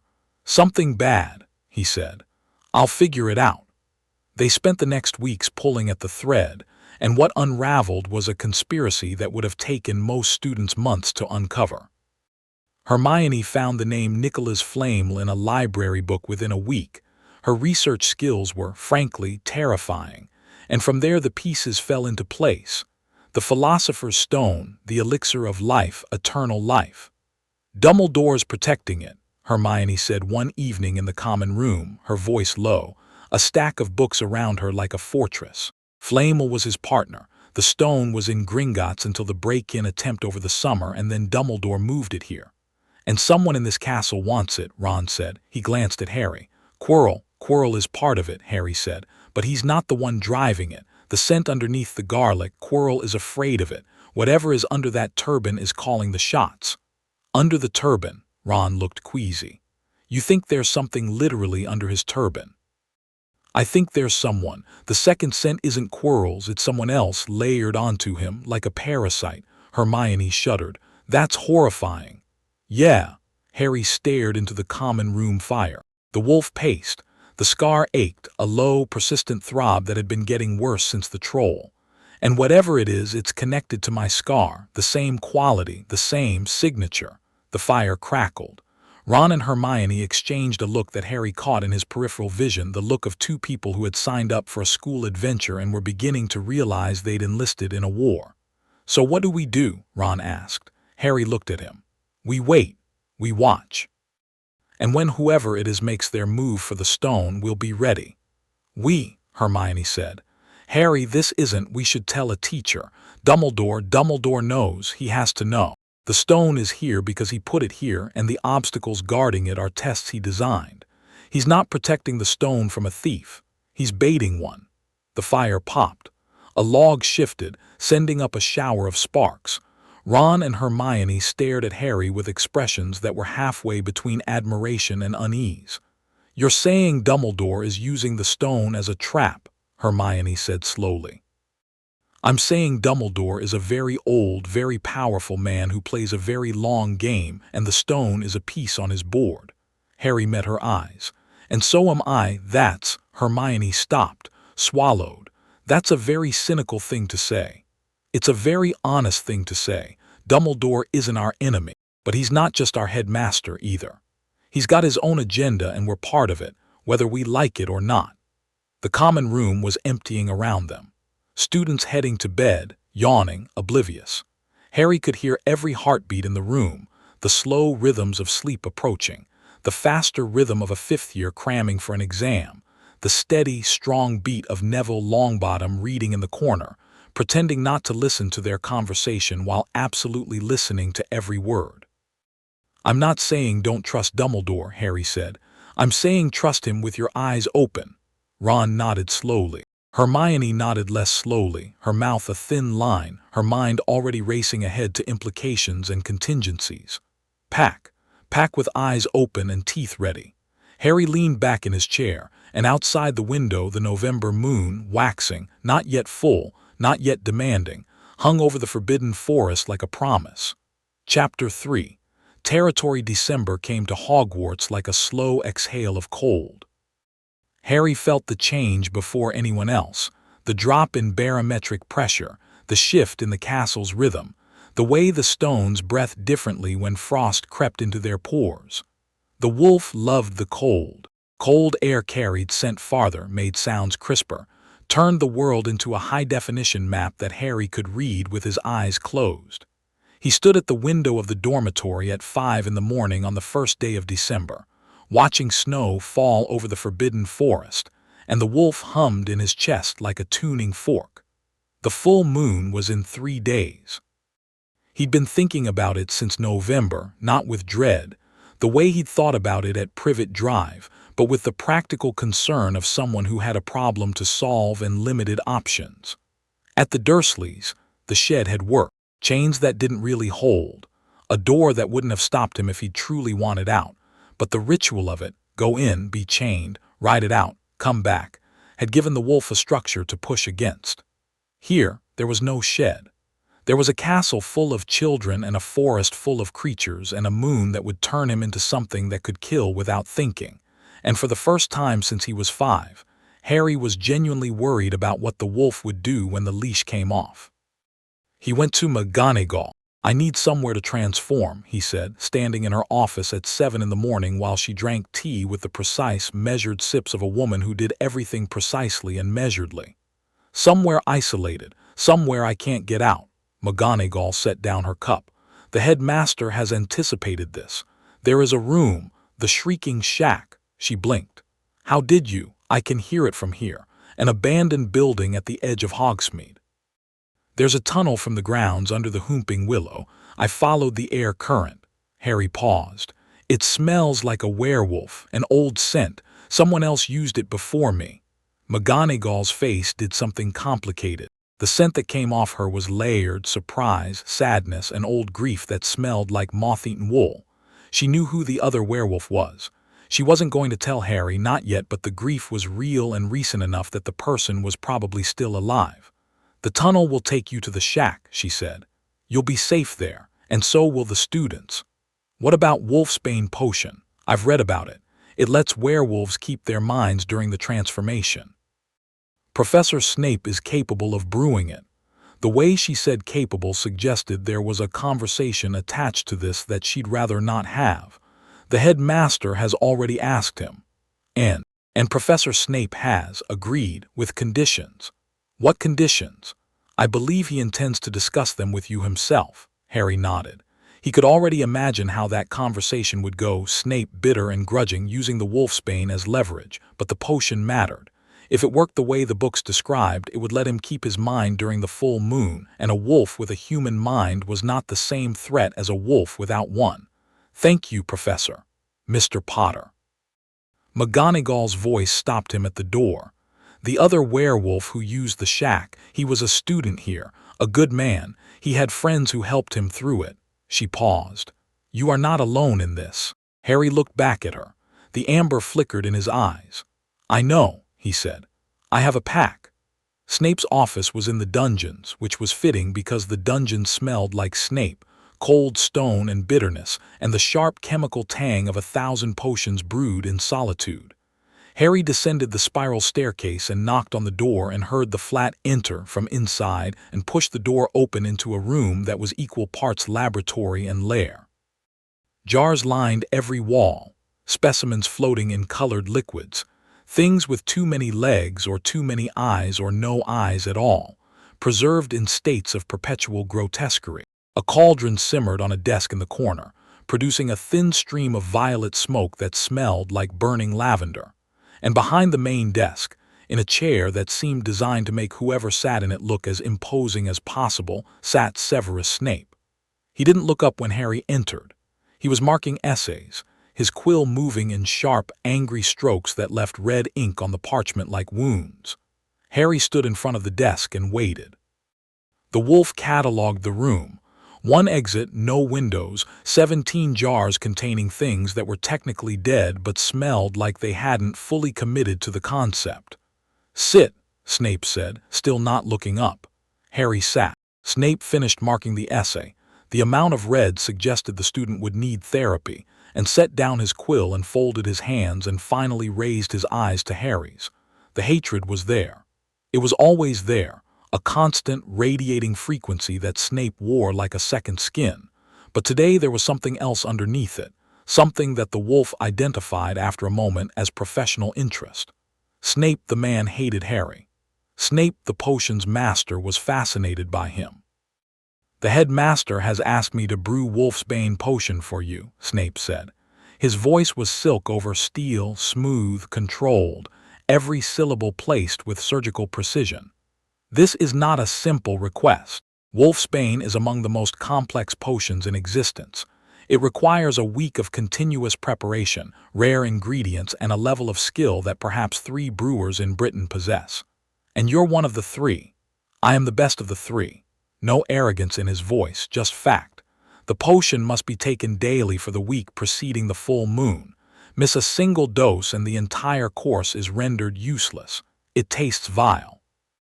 There is no way to improve the taste without compromising the efficacy. You will drink it without complaint." "Okay." Snape's eyes narrowed. He'd been expecting argument or at least hesitation. Harry's calm acceptance threw off whatever script he'd been running. "There are conditions," Snape said. "McGonagall mentioned. You will report to this office every evening at 6 o'clock during the dosing week. You will drink the potion in my presence. And you will submit to a brief examination, magical not physical, to allow me to monitor the potion's interaction with your unique physiology." "Why?" The question seemed to surprise Snape. His brow furrowed, a crack in the mask. "Because you are, as far as I am aware, the only werewolf in recorded history who can perform a partial transformation at will," Snape said. "Because your lycanthropy interacts with your magical core in ways that should not be possible. Because the standard Wolfsbane dosage may not work for you, and if I give you too little, you remain dangerous, and if I give you too much, I poison you." He leaned forward. "I am many things, Potter, but I am not a man who brews a potion without understanding what it will do." Harry studied him. The wolf was reading the layers, hatred, yes, always, but also duty, and beneath the duty, that impossible buried thread of protectiveness that made no sense, and beneath that, a curiosity so intense it was almost hunger. Snape wanted to understand what Harry was, not for Harry's sake, for the knowledge itself, for the puzzle. "All right," Harry said. "Every evening at 6 for the examination too." Snape sat back, his fingers steepled, the mask reassembled. "One more thing," he said. "This is not a favor. I do not do favors, least of all for the spawn of James Potter. I do this because Dumbledore asked, and because the alternative is an uncontrolled werewolf loose in a school full of children. You are a danger, Potter. Do not mistake my assistance for anything approaching approval." Harry stood. He looked at Snape, and for a moment, just a moment, he let the wolf come up. Not the eyes, not the teeth, just the presence. The thing that made Fluffy lie down and made trolls hesitate.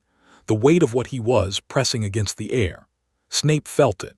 Harry saw the reaction, a tightening around his eyes, a slight shift in posture, the involuntary straightening of a man who'd suddenly realized the thing across the desk from him was not a child. Not entirely. "I know what I am, Professor," Harry said quietly. "I've known since I was 5. I've spent 6 years making sure the danger goes where I point it and nowhere else. You don't have to like me. You don't have to approve of me. But you should know that I am very, very good at controlling what I am, and that I don't waste the efforts of people who help me." He turned and walked out. Behind him, in the silence of the dungeon office, he heard Snape's heartbeat. It was faster than it had been when Harry walked in. The Wolfsbane potion was, as advertised, the worst thing Harry had ever tasted. It arrived in a goblet that smoked faintly and smelled like someone had distilled despair into liquid form. Harry drank it in 3 long swallows while Snape watched with an expression that might have been satisfaction at his discomfort or might have been professional attentiveness. Hard to tell with Snape. "The aconite will interact with the lycanthropic cells in your bloodstream," Snape said, as Harry set down the empty goblet and fought the urge to gag. "In a standard werewolf, it suppresses the transformation's mental degradation while allowing the physical change to proceed. In your case—" He trailed off, his wand moving in slow passes over Harry's chest, readings appearing in the air as luminous symbols Harry couldn't decipher. "In your case, I have no idea what it will do. That's comforting. It was not intended to be." Snape studied the readings, his brow furrowed.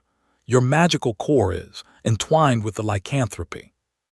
In a normal werewolf, the infection exists alongside the magical core, 2 separate systems running in parallel. In you, they've fused. The lycanthropy isn't a parasite. It's become part of your fundamental magical architecture. Is that bad? It's unprecedented, which means it could be anything." Snape's wand paused. His eyes, dark and sharp, found Harry's. "Tell me something, Potter. When you transform, the partial transformation, the controlled shift, does it feel like you're fighting the wolf, forcing it into a shape?" Harry considered the question. He respected it. It was the first question anyone had asked him about the wolf that came from genuine scientific curiosity rather than fear or fascination. "No," he said. "It feels like I'm agreeing with it. We both want the same thing, to be in control. The wolf doesn't want to destroy me. It wants to be me. The shift isn't a fight, it's a negotiation." Snape's quill was moving, notes rapid and dense, in handwriting so small it was nearly illegible. He was writing this down, recording it. "A negotiation," Snape repeated. "Most werewolves describe the transformation as a hostile takeover. The wolf consumes the human mind.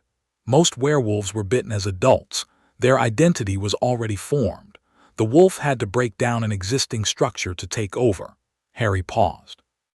"I was 5. I barely had an identity to break. The wolf didn't consume me because there wasn't enough of me to consume. We grew up together. We're the same thing." Snape's quill stopped. He looked at Harry with an expression that had shed several of its usual layers. No hatred in this moment, no grief. Just a potioneer staring at a phenomenon that defied every model he'd built. "You understand what you are better than anyone I've consulted," Snape said, "including the foremost expert on lycanthropy in Europe. I've had 6 years to think about it, in a cupboard." Something shifted in Snape's face. A crack, tiny, instantly repaired, but Harry saw it.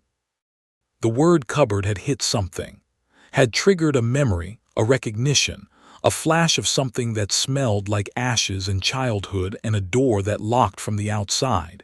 "He knows," Harry thought, "not about my cupboard, about his own." Snape said nothing. He vanished his notes with a flick of his wand and gestured to the door. "Tomorrow, 6 o'clock, don't be late." Harry left. But something had changed in the air between them, not warmth, not friendship, nothing so simple, just the barest filament of recognition. 2 people who had survived childhoods that tried to break them, sitting in a dungeon, talking about wolves. The full moon fell on a Thursday. Harry spent the day in a state of heightened everything. His skin prickled. His teeth ached.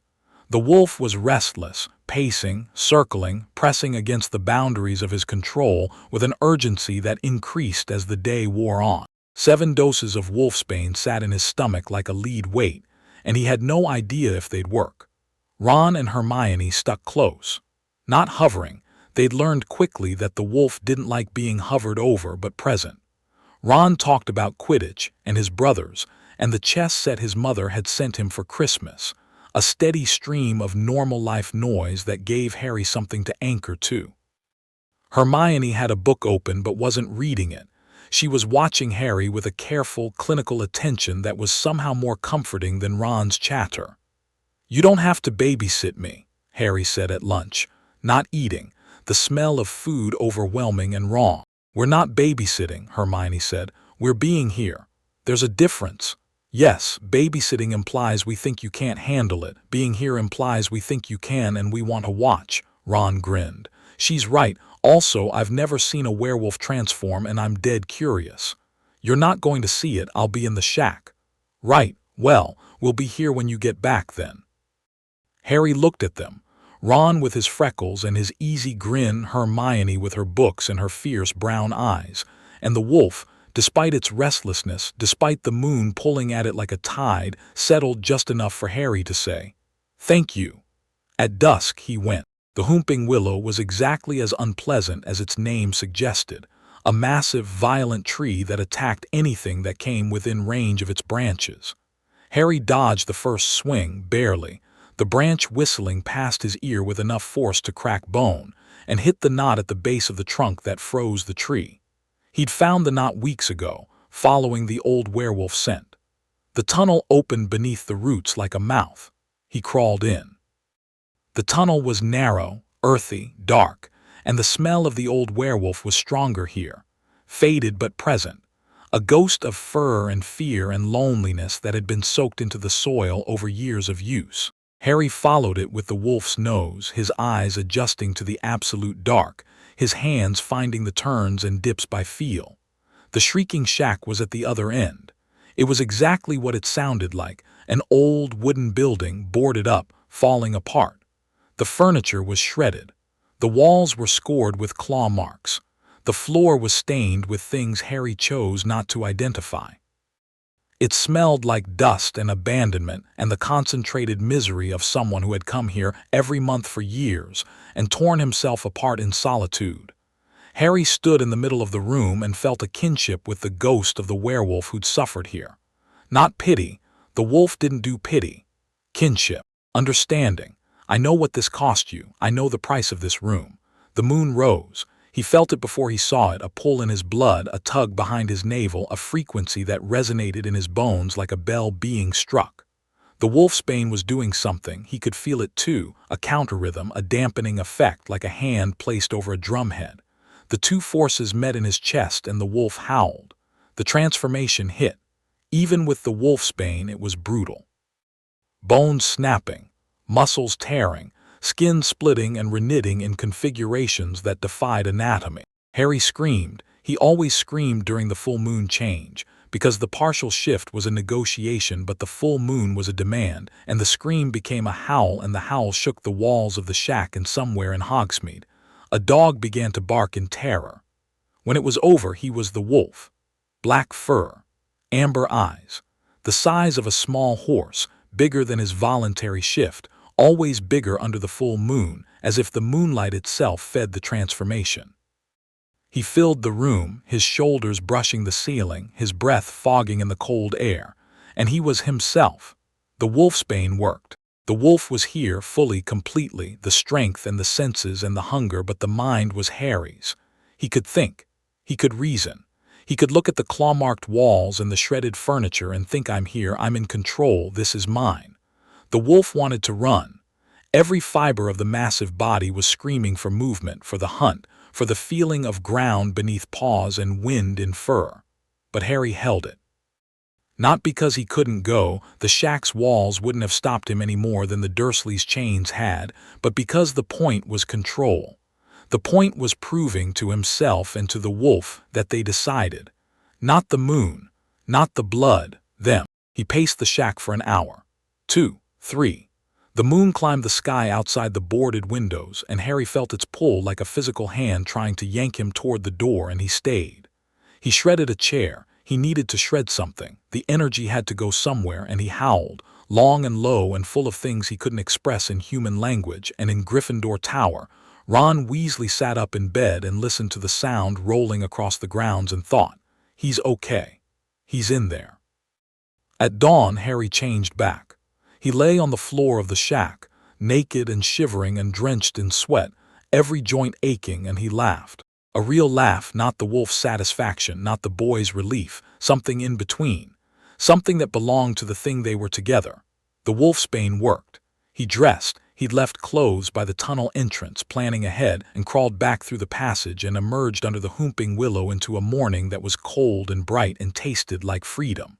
Ron and Hermione were waiting at the castle doors. They weren't supposed to be. It was 6 in the morning and students weren't meant to be out of bed. But there they were, Ron with bedhead and his pajamas still on under his robes, Hermione with a thermos of something hot and a blanket over her arm. "How was it?" Ron asked. "I shredded a chair. Just one. I was being restrained." Hermione wrapped the blanket around his shoulders. The thermos contained hot chocolate, and it was the best thing Harry had ever tasted, including the rabbit he'd caught when he was 7. They walked back to the common room together, and nobody said anything about the way Harry leaned slightly into Hermione's side, or the way Ron walked close enough that their shoulders touched, or the way the wolf, for the first time after a full moon, felt not exhausted and hollow but warm. Christmas came and most of Hogwarts empty. Ron went home to the burrow, reluctantly, with a promise to write and a slightly embarrassing hug that he pretended hadn't happened. Hermione went to her parents in London, taking 2 extra trunks of library books. Harry stayed. He stayed because Hogwarts was the closest thing to a home he'd ever had, and because the castle at Christmas was something he hadn't known he needed until he had it. Decorations appeared overnight, enormous Christmas trees in the Great Hall, garlands of holly on every banister, enchanted snow that fell from the ceiling and vanished before it hit the ground. The castle smelled like pine and cinnamon and wood fire and magic, and the wolf was content in a way it had never been at Privet Drive. He also stayed because of the mirror. He found it on a Tuesday night, 3 days before Christmas, during one of his after-curfew runs through the castle. He was on the 4th floor, a section he hadn't fully mapped yet, a dead-end corridor that smelled of disuse, when he caught a scent that stopped him in his tracks. It smelled like his mother. He'd never smelled his mother. She died when he was 15 months old, and he had no conscious memories of her. But the scent that was drifting from behind a closed door was so fundamentally, cellularly familiar that his body recognized it before his mind did. His knees went weak. His eyes burned. He opened the door. The room was empty except for a mirror, floor to ceiling, gold-framed, standing on 2 clawed feet. An inscription was carved across the top, Eris stra eru oit ube kafru oit onwosi. Harry read it backward because the wolf's mind worked in patterns and reversals were a pattern. "I show not your face but your heart's desire." He looked into the mirror. The boy saw his parents. They were standing behind him, a tall man with glasses and messy black hair and a grin that looked like trouble, and a woman with dark red hair and green eyes. Harry's eyes. His mother's eyes. They were smiling at him, and the man's hand was on Harry's shoulder and the woman was waving. And behind them, more people, faces he didn't know but felt he should. A family stretching back into the glass, all of them looking at him with love. Harry stood in front of the mirror and his eyes burned and his throat closed, and for the first time in 6 years, the wolf was completely, absolutely silent.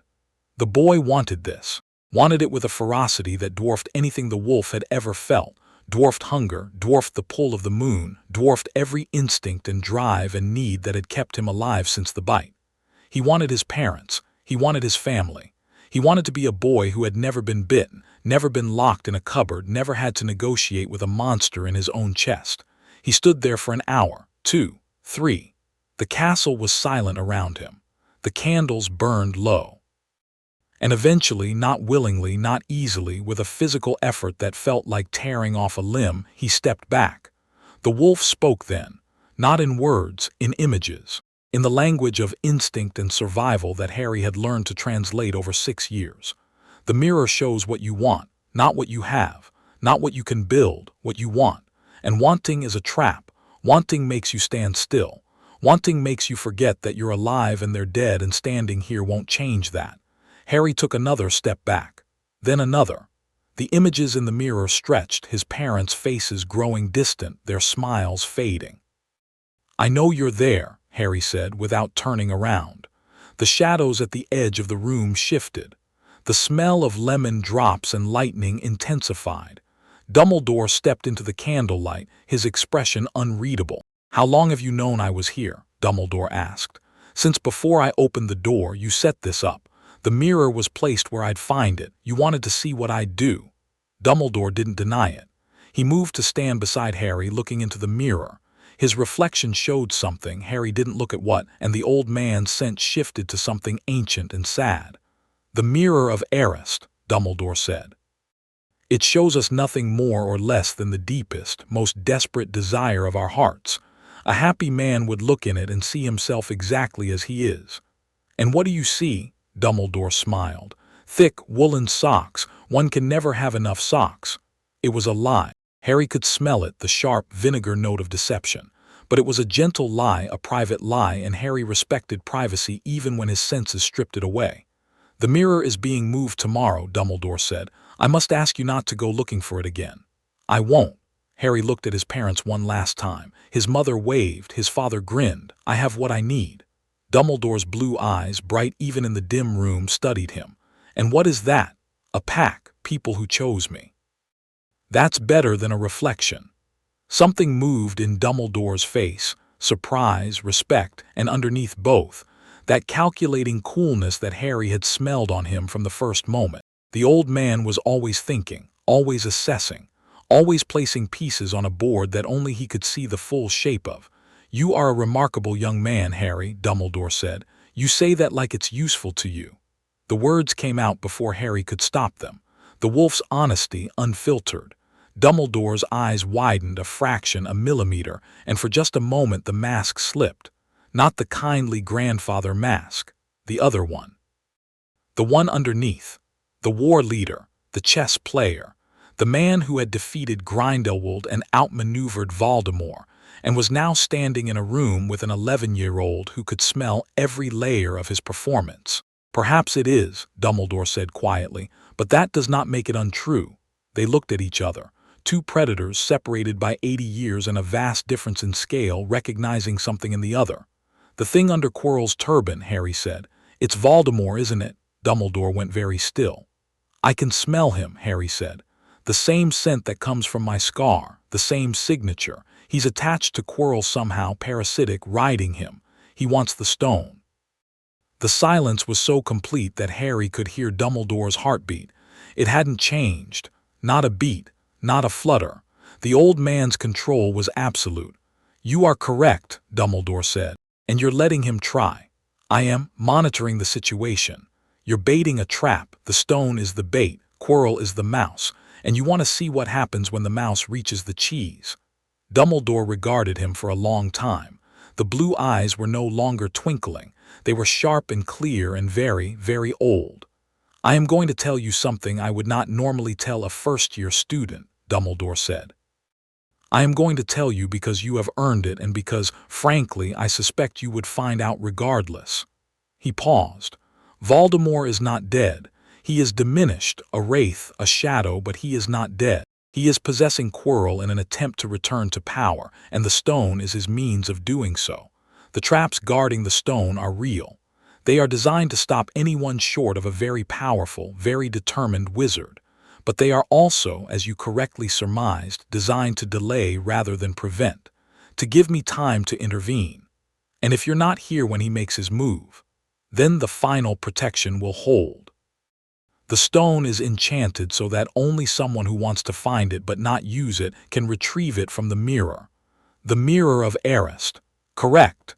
Harry processed this. The wolf turned it over, examined it from every angle, tested it for weakness. "That's clever," Harry said, "but it relies on Voldemort being predictable, on him wanting the stone badly enough to reveal himself. What if he just takes Quirrell's body and walks away, regroups, tries again later?" Dumbledore's eyebrows rose. "You think in terms of contingency. I think in terms of what I'd do if I were being hunted." "And what would you do?" "Avoid the trap, come back stronger. Attack from a direction the trapper isn't watching." Harry paused. "Unless the trapper has already closed every other direction." "Have you?" Dumbledore smiled.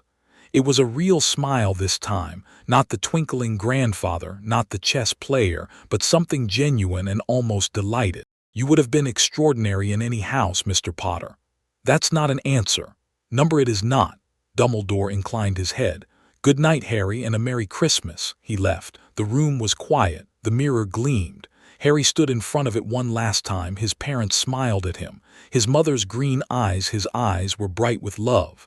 "I'll figure it out," Harry told them. "I'll find out what happened, and I'll finish it." He turned and walked away, and the wolf walked with him, and behind them the mirror reflected an empty room. Christmas morning brought a surprise. Harry woke to a pile of presents at the foot of his bed, the first presents he'd ever received, unless you counted the cake Hagrid had brought and the 50-pence piece Aunt Petunia had mailed him once. He stared at them for a full minute, the wolf confused by the concept, the boy overwhelmed. Ron had sent him a hand-knitted sweater, maroon, with a large H on the front and a note, "Mum makes one for everyone. You're part of everyone now." Harry pulled it on, and it was lumpy and too big and the most valuable piece of clothing he'd ever owned. Hermione had sent a book, The Lycanthrope's Companion, a history of werewolves in the wizarding world. A note inside the cover said, "I checked. This one isn't biased. Mostly." H. Hagrid had sent a hand-carved wooden flute that played a tune so soothing the wolf actually closed its eyes when Harry tested it. And then there was the last package. No card, no name, wrapped in silver paper that smelled like Harry's hands went still. The paper smelled like Dumbledore. He unwrapped it slowly. Inside was a cloak, or what appeared to be a cloak. The fabric was strange, fluid, silvery, and when Harry held it up it caught the light like water. He ran it through his fingers and the wolf's attention sharpened because the cloak smelled like something impossible. It smelled like nothing. No scent, no signature, no trace. It was the only scentless thing Harry had ever encountered, and that in itself was remarkable. A note fell out of the folds. "Your father left this in my possession before he died. It is time it was returned to you. Use it well." Harry threw the cloak over his shoulders and looked down. His body was gone, not metaphorically. Gone. Invisible. He could feel himself, his hands, his feet, the floor under him, but the mirror on the wardrobe door showed an empty room. The cloak rendered its wearer completely invisible. The wolf's reaction was immediate and visceral. Yes, an invisibility cloak was, in the language of the predator, the ultimate tool, perfect concealment, the ability to move unseen, undetected, to observe without being observed. Harry folded the cloak carefully and placed it in his trunk. Then he sat on the edge of his bed and thought about Dumbledore. The old man had given him the cloak, the same old man who had placed the mirror of Arist where Harry would find it, the same old man who was allowing Voldemort to make a play for the Philosopher's Stone in a school full of children. The same old man who answered direct questions with indirect non-answers and smiled while doing it. Dumbledore was giving Harry tools. Cloak, mirror, information, equipping him, preparing him. For what? The answer came faster than Harry expected. January passed. February, March. The days grew longer and the castle warmed, and Harry ran the grounds every night and tracked Quirrell's movements and trained with his wand and his wolf and his pack, and the picture that emerged was not reassuring. Quirrell was getting more agitated. His stutter was worsening, or rather, his performance of the stutter was worsening, the mask slipping as the thing behind it grew more impatient. The double scent intensified. The garlic no longer masked the rot underneath. It just layered on top of it, two smells occupying the same space, one living and one dead. And the scar. God, the scar. It was burning almost constantly now, not the faint throb of autumn, but a hot, insistent pulse that spiked whenever Harry was near Quirrell and sometimes when he wasn't.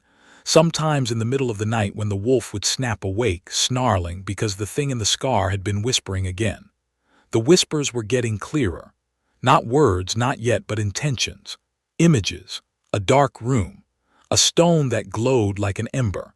A figure in a mirror reaching out. And underneath it all, a hunger so vast and so cold that it made the wolf's hunger look like a mild appetite. Voldemort was getting closer to making his move. Harry told Ron and Hermione everything. They sat in the common room on a Saturday afternoon in April, the room empty. Everyone else was at the Quidditch match. Gryffindor versus Hufflepuff, and Harry laid it out. Quirrell, the double scent, the stone, Dumbledore's trap, the scar, the whispers. "We need to be ready," Harry said. "When Quirrell goes for the stone, Dumbledore might not be here. He's been leaving the castle more often. I can track his comings and goings by scent, and he's been gone at least 3 times this month. If Quirrell moves when Dumbledore's away, we might be the only ones who know." "Define we need to be ready," Ron said carefully. "I mean we need to be able to get to the stone before Quirrell does. Or at the same time. I've been mapping the protections. There are at least 6 obstacles between Fluffy's trapdoor and the mirror. I can handle Fluffy. I can handle most physical threats, but some of the obstacles are puzzles, logic, strategy, and those are your territories." He looked at Hermione, who looked back with an expression that was half terrified and half thrilled. He looked at Ron, who had gone slightly pale but whose jaw was set in that stubborn line Harry had learned to read as "I'm scared, but I'm not leaving." "You're asking us to go with you," Hermione said, "into whatever's down there, after a man possessed by Voldemort. I'm asking you to think about it. You don't have to. This isn't your fight." "Of course it is," Ron said, so quickly and so firmly that it clearly surprised him as much as it surprised Harry. "You're our friend, mate. If there's a fight, we're in it." Hermione nodded. Her hands were shaking slightly, but her eyes were steady. "We'll need to prepare. The obstacles, if they're set by the professors, they'll test different skills. We should review everything we've learned, practice key spells, develop contingencies." Hermione. "Yes. Breathe," she breathed. Then she pulled out a notebook and started making lists. Because that was how Hermione processed fear. She organized it into something she could control. Harry watched his pack plan for war and felt the wolf settle into something that went beyond contentment, beyond satisfaction, pride. These were his people, not because they had to be, because they chose to be. And they were going to walk into the dark with him because that's what pack did. The scar pulsed. The wolf growled. And somewhere in the castle, behind a turban that reeked of garlic and death, something ancient and terrible smiled and thought about immortality and couldn't know, not yet, that the thing standing between it and the stone was not a boy. It was a wolf, and wolves don't lose. Chapter 4. Blood Moon. The night it happened, Harry smelled it before anyone said a word. He was in the common room, halfway through a transfiguration essay that McGonagall had assigned with the cheerful brutality she brought to everything, when the castle's scent profile changed. It was subtle. Most people wouldn't have noticed if you told them to pay attention, but Harry's nose caught it the way a seismograph catches a tremor 300 miles from the epicenter. Dumbledore was gone, not just absent from the Great Hall or his office. Gone. His scent signature, lemon drops, ozone, that vast electrical hum of controlled power, had vanished from the castle entirely. Harry had been tracking it all year the way a sailor tracks the North Star, and now the star had blinked out. He set down his quill. Across the common room, Ron was losing a chess game to himself, which took a particular kind of talent. Hermione was curled in an armchair with a book that was bigger than her head. Neither of them had noticed anything, because neither of them could smell the absence of a headmaster, but they both looked up when Harry went still. Ron had learned to read Harry's silences. He could tell the difference between "I'm thinking" silence and "something is wrong" silence, and this was the second kind. "What?" Ron said. "Dumbledore's left the castle." Hermione's book closed with a snap. "How do you? His scent is gone, completely. He's not on the grounds." Ron's chess piece, a knight that had been arguing with a bishop, went quiet. The common room murmured around them, oblivious. A 4th year was trying to teach a frog to tap dance. The Weasley twins were doing something in the corner that involved a lot of smoke and suppressed giggling. "Could be a coincidence," Ron said, not sounding like he believed it. "Could be." Harry closed his eyes, expanded his hearing, pushed it past the common room, past the tower, down through the castle's stone corridors like a fishing line dropping into deep water. The castle at night was a symphony of small sounds, the groaning of old wood, the whisper of enchanted portraits shifting in their frames, the scurrying of mice in the walls, the distant drip of water in the dungeons. Harry filtered through layers of it, discarding the familiar, searching for the anomalous. There, third floor, the forbidden corridor. A sound that didn't belong, footsteps quick and nervous, and underneath them, a second rhythm, heavier, wrong, like two people walking with one pair of legs. And a smell drifting up through the castle's ventilation like smoke from a fire, garlic and terror. And beneath both, that cold, dead signature that made Harry's scar ignite. His eyes snapped open. The amber was already there, bright enough to cast shadows. "Quirrell's going for the stone," Harry said. "Right now." The common room suddenly felt very small. Ron and Hermione looked at each other and then back at Harry, and what happened in the next 3 seconds was the kind of wordless communication that only happens between people who have decided, at some deep and non-negotiable level, that they are in this together. Ron stood up. Hermione closed her book, pulled out her wand, and stood up. That was it. No debate, no hand-wringing. No should we tell a teacher, they'd been over that weeks ago, and the conclusion was the same every time. The teachers either didn't know, didn't believe, or were part of Dumbledore's trap, and the trapper was gone. "The cloak," Harry said. "We'll need the cloak." He took the stairs to the dormitory 3 at a time, grabbed the invisibility cloak from his trunk, and was back in the common room in under 30 seconds.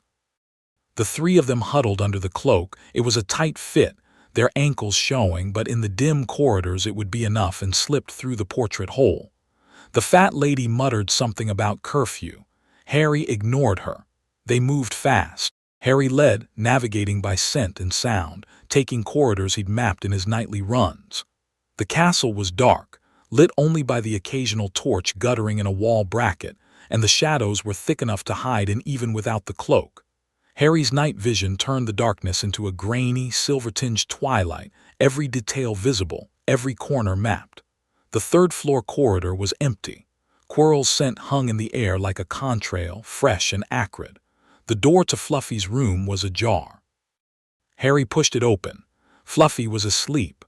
All 3 heads flat on the floor, snoring in a deep, rumbling triple harmony that vibrated through the stone. A harp sat in the corner, enchanted, playing a lullaby by itself. Quirrell's work. Smart. The dog responded to music. Harry had never needed it. Fluffy obeyed him for other reasons, but Quirrell didn't have the wolf's authority. The trapdoor was open. The smell of Quirrell drifted up from below, fresh, minutes old at most. "He's already down there," Harry said. He pulled off the cloak and tossed it to Hermione. "Keep this. You might need it." Ron peered into the trapdoor. It was black down there, absolute, impenetrable dark that even Harry's eyes needed a moment to adjust to.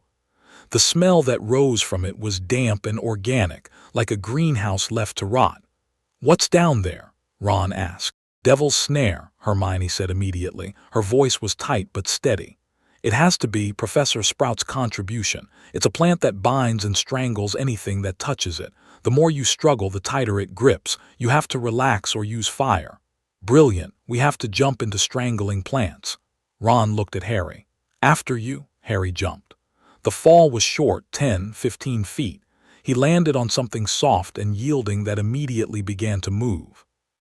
Tendrils of dark vine wrapped around his legs, his waist, his arms, tightening with a muscular strength that would have pinned a normal person in seconds. Harry was not a normal person. The shift came without thought, the partial change, claws extending, muscles hardening. He slashed through the vines around his arms in 2 quick strokes, the plant recoiling from the predator's scent as much as from the claws, and rolled free onto cold stone just as Ron and Hermione dropped through the trapdoor above. Ron hit the plant and immediately began thrashing, exactly the wrong response. The vines surged around him, pinning his arms, wrapping around his throat. Hermione landed more gracefully, recognized what was happening, and shouted, "Lumos Solemn." A blast of warm, brilliant light erupted from her wand. The devil's snare recoiled like a living thing burned, its tendrils unwinding, retreating into the shadows.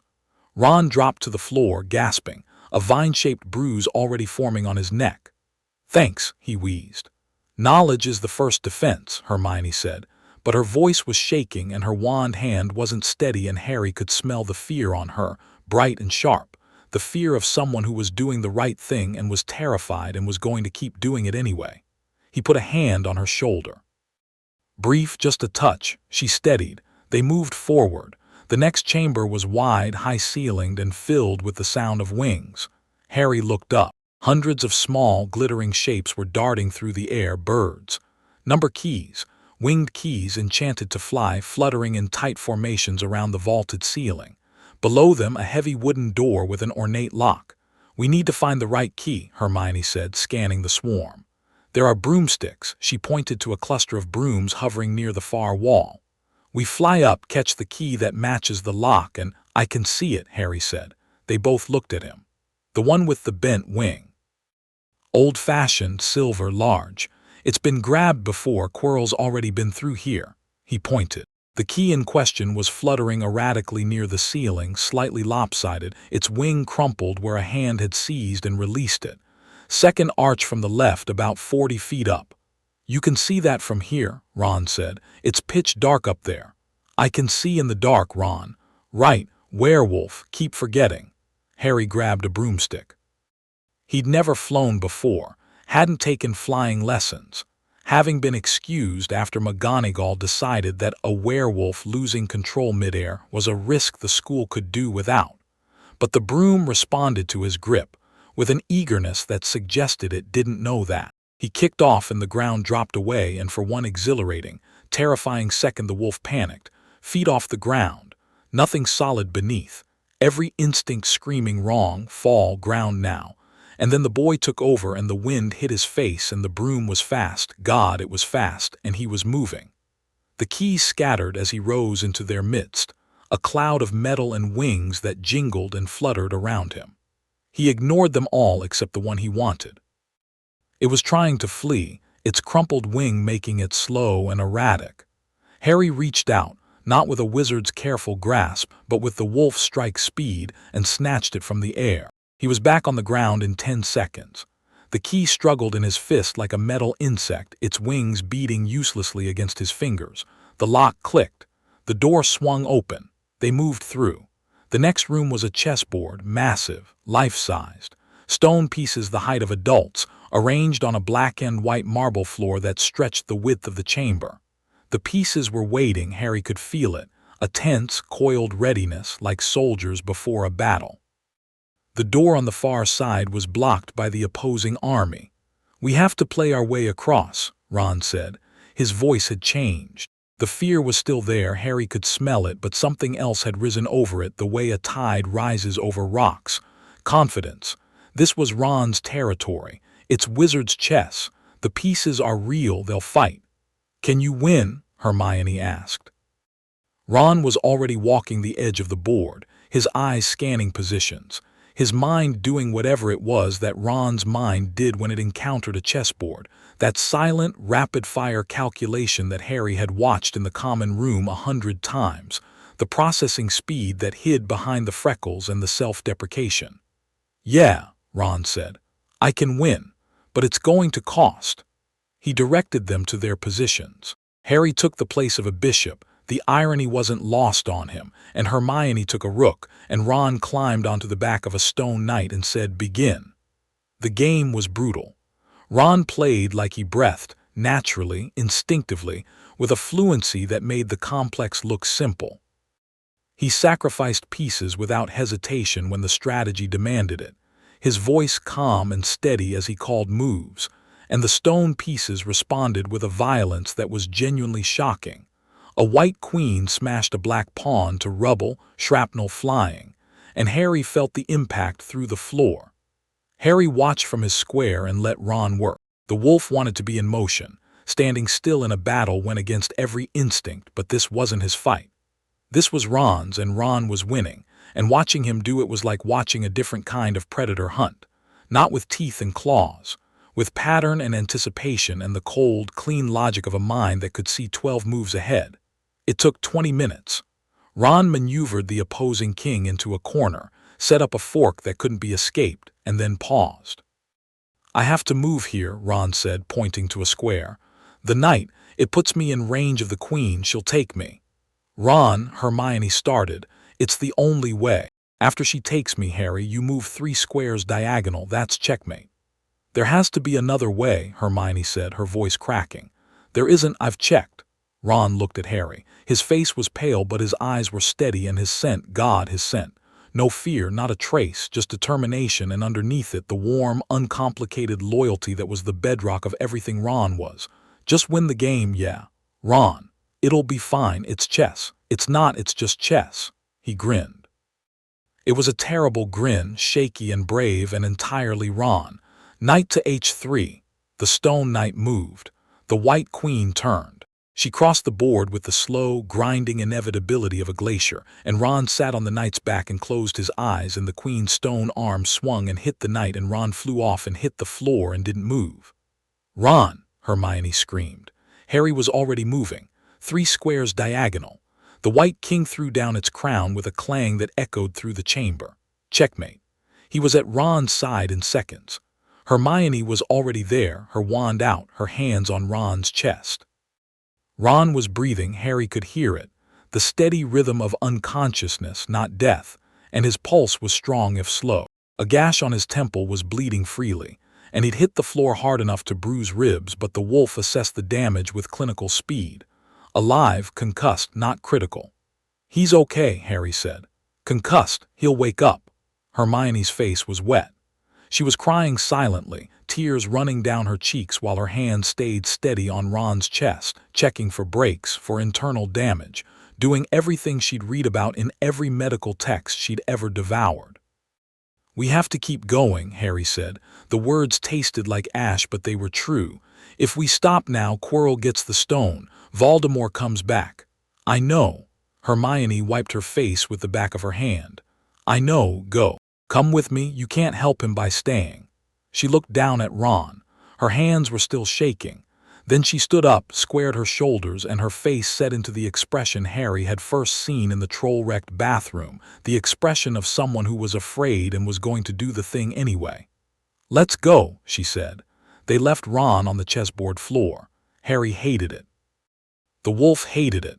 Leaving an injured member of the pack behind went against every instinct, every hardwired directive. But the mission was forward, and the wolf understood missions. And so Harry walked through the door on the far side of the board and didn't look back, because looking back would have broken something he needed intact. The next room hit them with a wall of stench. A troll. Another one, bigger than the Halloween troll, sprawled on the floor, already unconscious. Quirrell had gotten past it. Harry stepped over its massive arm, breathing through his mouth, and they moved on. The next room was fire. They stepped through a doorway and flames erupted behind them, purple, magical, impenetrable. Ahead, another wall of flame, black, equally impassable. Between the 2 walls of fire, a table. 7 bottles, different shapes and sizes, lined up in a row. A piece of parchment lay beside them. Hermione picked up the parchment and read it, her lips moving silently, her eyes scanning. It's a logic puzzle, she said. Not magic logic. Most wizards wouldn't be able to solve it. They don't think logically. But you do. Obviously.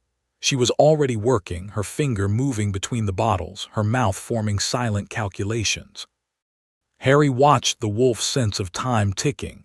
Every second they spent here was a second Quirrell had with the stone, but he didn't rush her. This was Hermione's moment, the same way the chessboard had been Ron's, and the wolf respected competence even when it wanted to tear through the wall. This one. Hermione held up the smallest bottle. This lets you go forward through the black flames. She held up another, rounder bottle. This one takes you back through the purple. Harry took the small bottle, barely a swallow, enough for one person. There's only enough for one, he said. I know. They looked at each other. The fire crackled on both sides, purple and black, and the heat made the air shimmer. Go back, Harry said. Get Ron, find a teacher, McGonagall, anyone. Send an owl to Dumbledore. Harry. Hermione. He put his hands on her shoulders. The wolf was very close to the surface. She could see it in his eyes, the amber bright enough to light the space between them.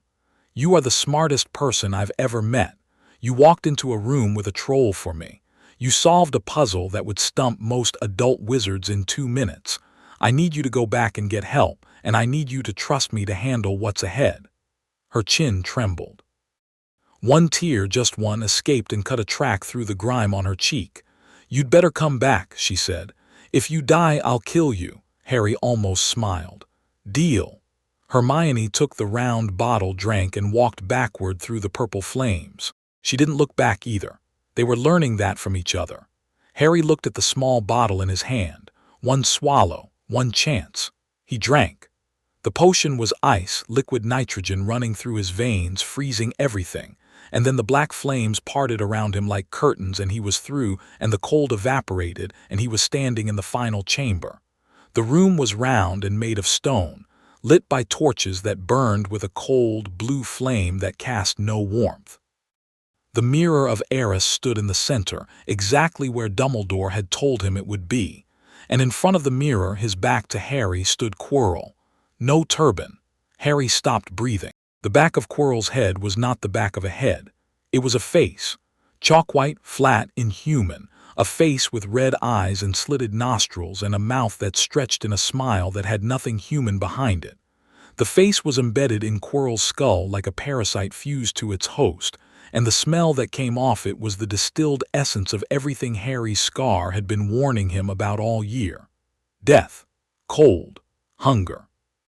And something else, something the wolf recognized at a level below thought, below instinct, at the level of cellular memory. The smell of the thing that had killed his parents. The smell of the green light. The smell of the worst night of his life, aged 10 years but unchanged in its fundamental quality. Voldemort. Quirrell was muttering in front of the mirror, his hands pressed against the glass. "I see the stone. I'm presenting it to my master, but where is it? How do I get it?" "Use the boy," said the face on the back of his head. The voice was high and cold, and it went through Harry like a blade. The scar erupted, not a pulse, not a throb, a detonation of pain that blanked his vision and buckled his knees, and the wolf surged up to meet it, snarling, and for one horrible second the two forces collided inside Harry's skull, the dark thing in the scar reaching out and the wolf lunging to tear it apart. Quirrell spun around. He looked different without the turban. Smaller, somehow, more obviously afraid. His face was gray and sweating, and his eyes darted between Harry and the mirror with the frenzy of a trapped animal. "Potter," he said, no stutter now. The performance was over. "Quirrell," Harry straightened, pushed the pain down. "Let the wolf hold the line against the scar's assault. Or should I be talking to the other one?" The face on the back of Quirrell's head couldn't see Harry. It was facing the wrong way, but the red eyes moved anyway, scanning the room through whatever supernatural senses Voldemort possessed. "Turn around," Voldemort said. Quirrell rotated slowly so that the back of his head, the face, was pointed at Harry. The red eyes found him. The scar screamed. Harry didn't flinch. Voldemort studied him with an expression of mild curiosity, the way a scientist might study an unusual specimen. The red eyes moved across Harry's face, found the scar, lingered, then dropped to Harry's eyes, and the curiosity sharpened into something more focused. "So," Voldemort said, "the boy who lived, I had wondered what you'd grown into." The lipless mouth curved. "Something unexpected, I see." "You have no idea," Harry said. "Oh, but I do. I've been watching you all year, child. Through Quirrell's eyes, through the scar's connection. I've felt you growing, changing. You are not what Dumbledore thinks you are." The red eyes narrowed. "There is something in you that should not be there, something wild, something with teeth. Funny." "I was going to say the same thing about your living situation." Quirrell flinched. Voldemort didn't. "Wit," Voldemort said. "Your mother had that before I killed her." The wolf detonated. Harry didn't decide to shift. The rage was too total, too fast. It bypassed every circuit of control he'd built over 6 years and hit the wolf's trigger like a hammer hitting a detonator. His eyes went amber. His teeth extended. His nails blackened and curved, and his spine shifted, and the partial transformation ripped through him in a second, flat, fast and violent and furious. He was across the room before Quirrell could raise his wand. Not running. Launching. One stride, two, and on the third his foot hit the stone floor and he was airborne, covering the distance in a leap that no human body could have managed, and his clawed hand closed around Quirrell's wand arm and squeezed. Quirrell screamed. Not from the grip, from the touch. Where Harry's skin met Quirrell's, the flesh was blistering, burning. Smoke rose from the contact point, and the smell of scorched meat filled the chamber, and Quirrell's scream hit a pitch that was barely human. Harry saw it. His mother's protection, the thing Dumbledore had mentioned in their conversation about the stone's final defense, the ancient magic of sacrifice that lived in Harry's blood. Voldemort couldn't touch him. The love that had saved Harry as a baby was still there, still burning, and when it met Voldemort's host body, it did what love does when it meets something loveless. It destroyed. Quirrell wrenched free. His arm was a ruin, the skin where Harry had grabbed was gone, replaced by raw, blackened flesh that crumbled at the edges like charcoal. He staggered backward into the mirror which rocked on its clawed feet. "Kill him!" Voldemort shrieked. Quirrell raised his good hand. Magic gathered, Harry could see it, could smell it, a cold blue crackling in the air, and a bolt of force hit Harry in the chest and threw him backward into the wall. He hit stone. His head cracked against it. Stars exploded. The wolf howled, not in pain, in fury, and Harry was on his feet before his vision cleared, moving on pure instinct, the wall cracking behind him from the impact. Quirrell fired again. Harry dodged, not with a wizard's measured sidestep, but with the wolf's explosive lateral movement, a blur of speed that took him 3 feet sideways in a fraction of a second. The spell hit the wall where he'd been and blew a crater in the stone. Harry closed the distance. He was faster than Quirrell, so much faster that it wasn't even a contest, and he hit the man at full speed, both hands on his face. The scream was beyond sound. Quirrell's face melted under Harry's palms, skin liquefying, flesh collapsing, the bone underneath going soft and gray. The man thrashed, his body jerking in Harry's grip like a puppet with cut strings, and Voldemort was screaming too, a different scream, the scream of something ripped from its anchor. The face on the back of Quirrell's head was dissolving. The red eyes were wide with something Harry had never smelled before, not on Voldemort, not even in the abstract, because the idea of this particular emotion attached to this particular being was so absurd that it hadn't occurred to him until this moment. Fear. Voldemort was afraid, not of Harry, not of the boy or the scar or the mother's protection, of the wolf. In the last second before the face dissolved, the red eyes locked onto Harry's amber ones, and Harry felt it, a pulse through the scar connection, a flash of what Voldemort was experiencing. The Dark Lord was touching Harry's mind and finding not a child's consciousness but something vast and golden-eyed and ancient, something that had been coiled around the Horcrux fragment in Harry's scar for 10 years and had been feeding on it slowly, patiently, the way a wolf eats a carcass, piece by piece, methodically, until there's nothing left. The Horcrux in Harry's scar was smaller than it should have been. Much smaller. The wolf had been consuming. Voldemort understood this in the last fraction of a second before Quirrell's body gave out, and the terror that shot through the scar connection was so pure and so total that it nearly knocked Harry unconscious. Then Quirrell collapsed. Harry stood over the body. His hands were shaking. His vision was blurred.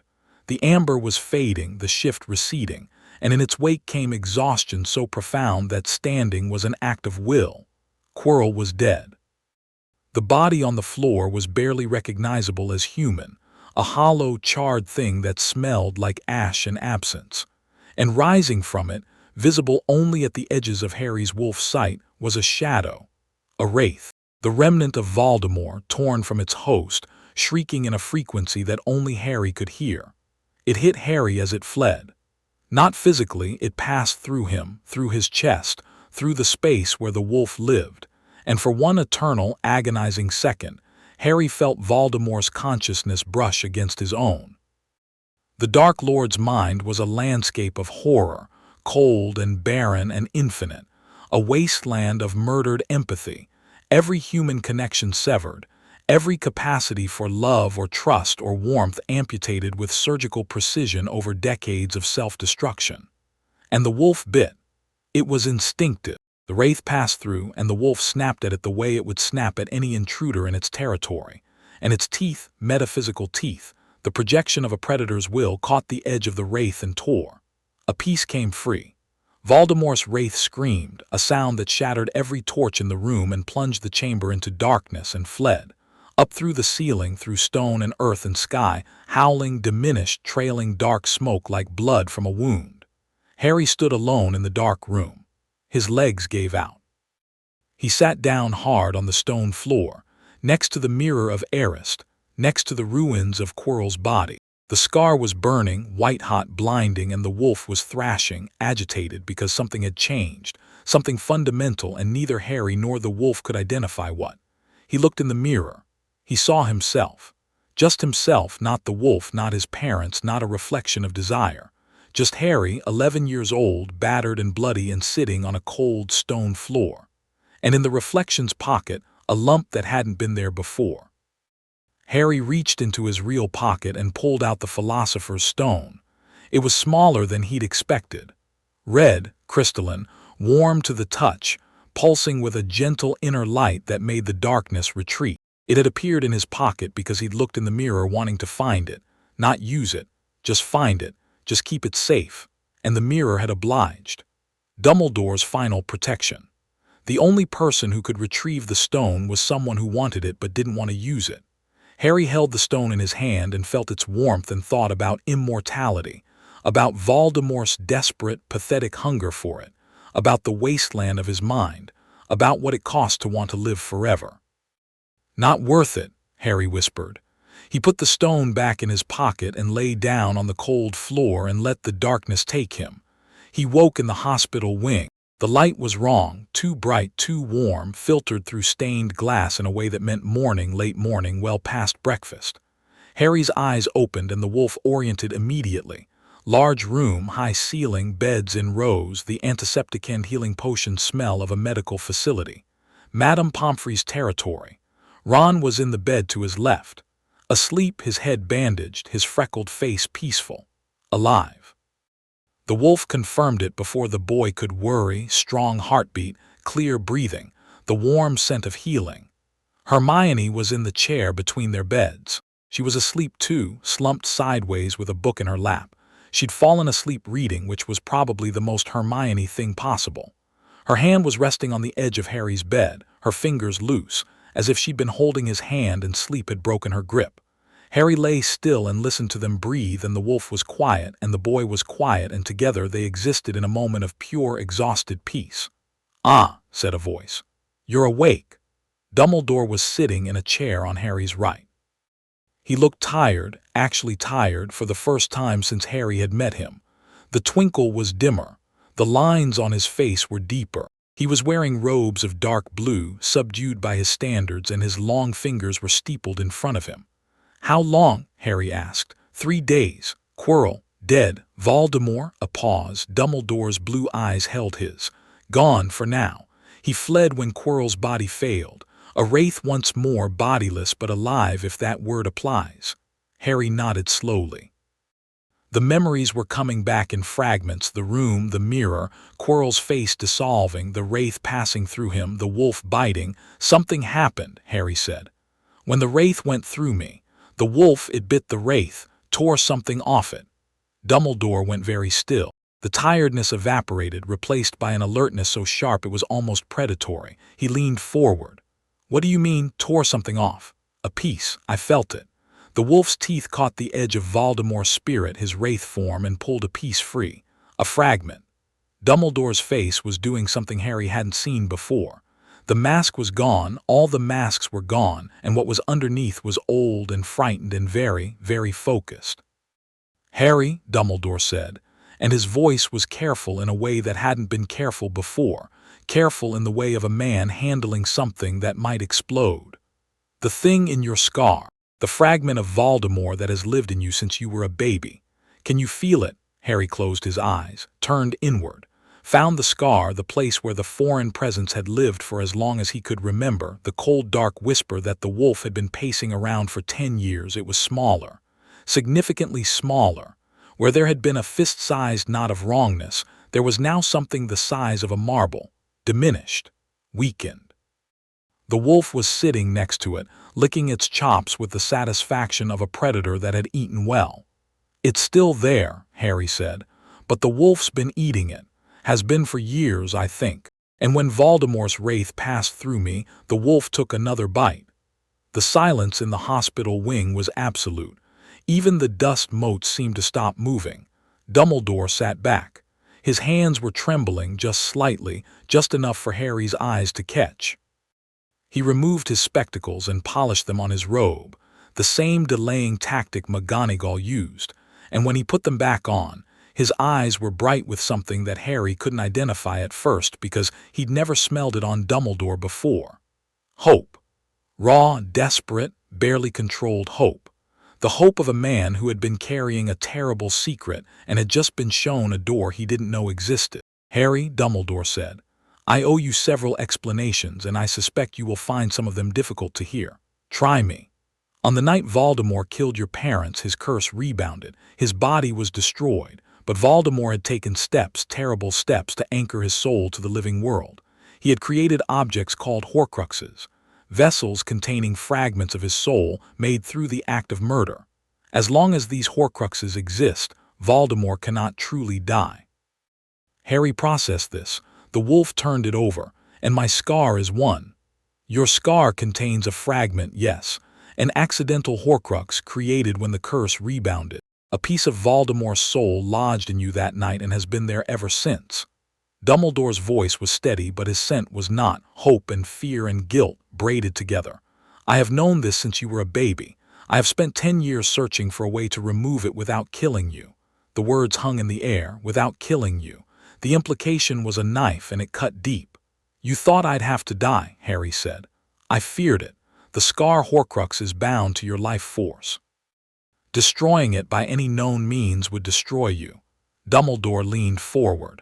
But the wolf, Harry, the wolf is doing something no magical theory predicted.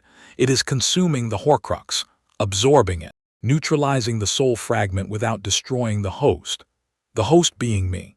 The host being you. Harry looked at the ceiling. The stained glass cast colored shadows across the white sheets. Ron snored softly. Hermione's hand twitched on the edge of the bed. How many Horcruxes are there? Harry asked. I believe there are 6, plus the fragment in your scar. 7 pieces of soul in total, including the main fragment that currently exists as the Wraith. 6 objects I need to find and destroy before Voldemort can be killed permanently. We need to find and destroy. You are not alone in this, Harry. Harry turned his head and looked at Dumbledore. The amber crept into his eyes. Not from anger, from clarity. No, Harry agreed. I'm not alone, I have a pack, and I have you when you're being honest with me. The words were pointed. Dumbledore received them with a small nod that acknowledged the hit. I deserved that. You did. You knew about the Horcrux in my head. You knew what I was carrying. You let me walk around for a year with a piece of Voldemort in my skull and didn't tell me. I was afraid of what the knowledge would do to you. You were 11. I was 11 when a werewolf bit me in a park because my relatives left the door unlocked, and I was hungry enough to go looking for food. I was 11 when I learned to transform in a cupboard under the stairs with no one to tell me what was happening. Don't tell me what I can handle. The hospital wing was very quiet. Dumbledore looked at Harry and Harry looked at Dumbledore, and the air between them was charged with something that went beyond anger or respect. Something like a new treaty being negotiated, the terms being written in real time. You're right, Dumbledore said. I apologize. It will not happen again. It will. You're a strategist. Strategists keep secrets. It's what they do. Harry paused. But from now on, I need you to tell me the things that directly involve me. My scar, my parents, Voldemort, the Horcruxes. Those are mine. I have a right to know. Agreed. And the stone. Dumbledore reached into his robe and produced the Philosopher's Stone, red, warm, pulsing. He held it in his palm and looked at it with an expression that was equal parts admiration and resignation. Nicholas and I have discussed it. We've agreed that the stone should be destroyed. That'll kill him, Flamel, and his wife. Nicholas is 665 years old. Perenelle is 658. They have enough elixir stored for a period of time to settle their affairs, and then they will die. As Nicholas assures me, they are quite ready to do. Dumbledore closed his hand around the stone.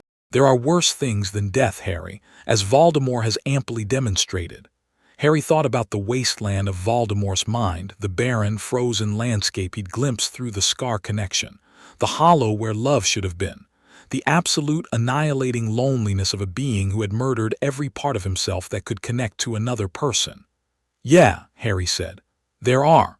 Dumbledore stood up. He looked old. He looked tired.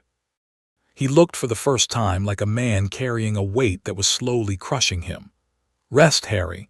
Your friends will be here when you wake, and he paused at the door. "I will endeavor to be more honest. I cannot promise perfection, but I will try." "That's all I'm asking." Dumbledore nodded. He left.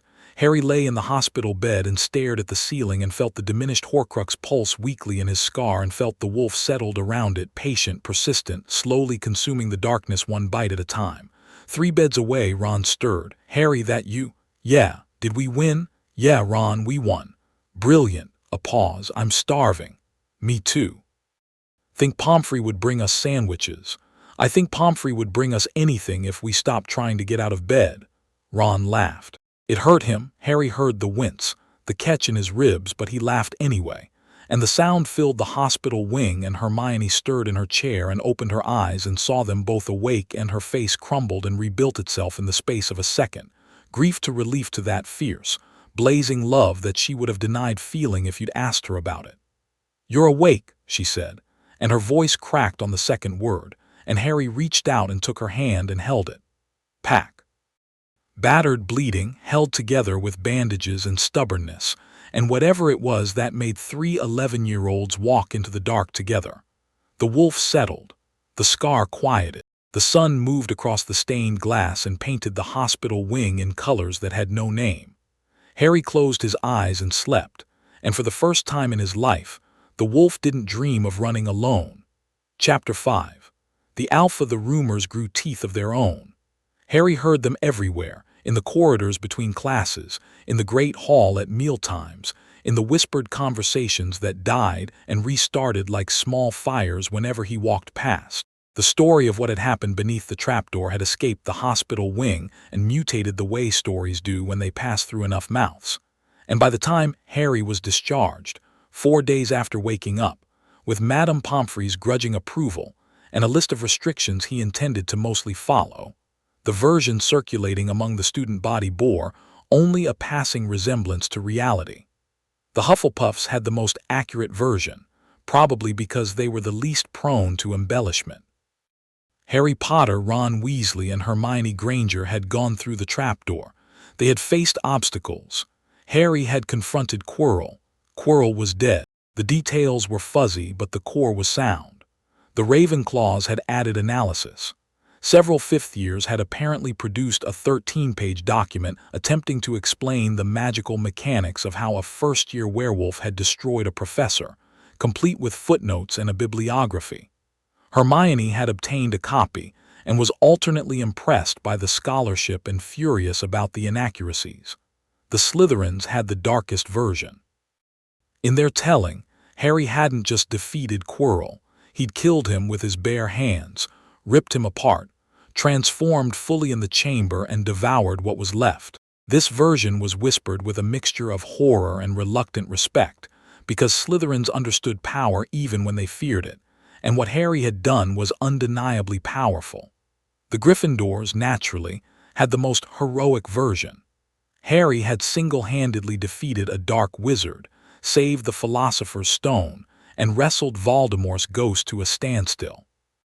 The fact that Ron had sacrificed himself on the chessboard and Hermione had solved the potions puzzle was mentioned but treated as supporting material.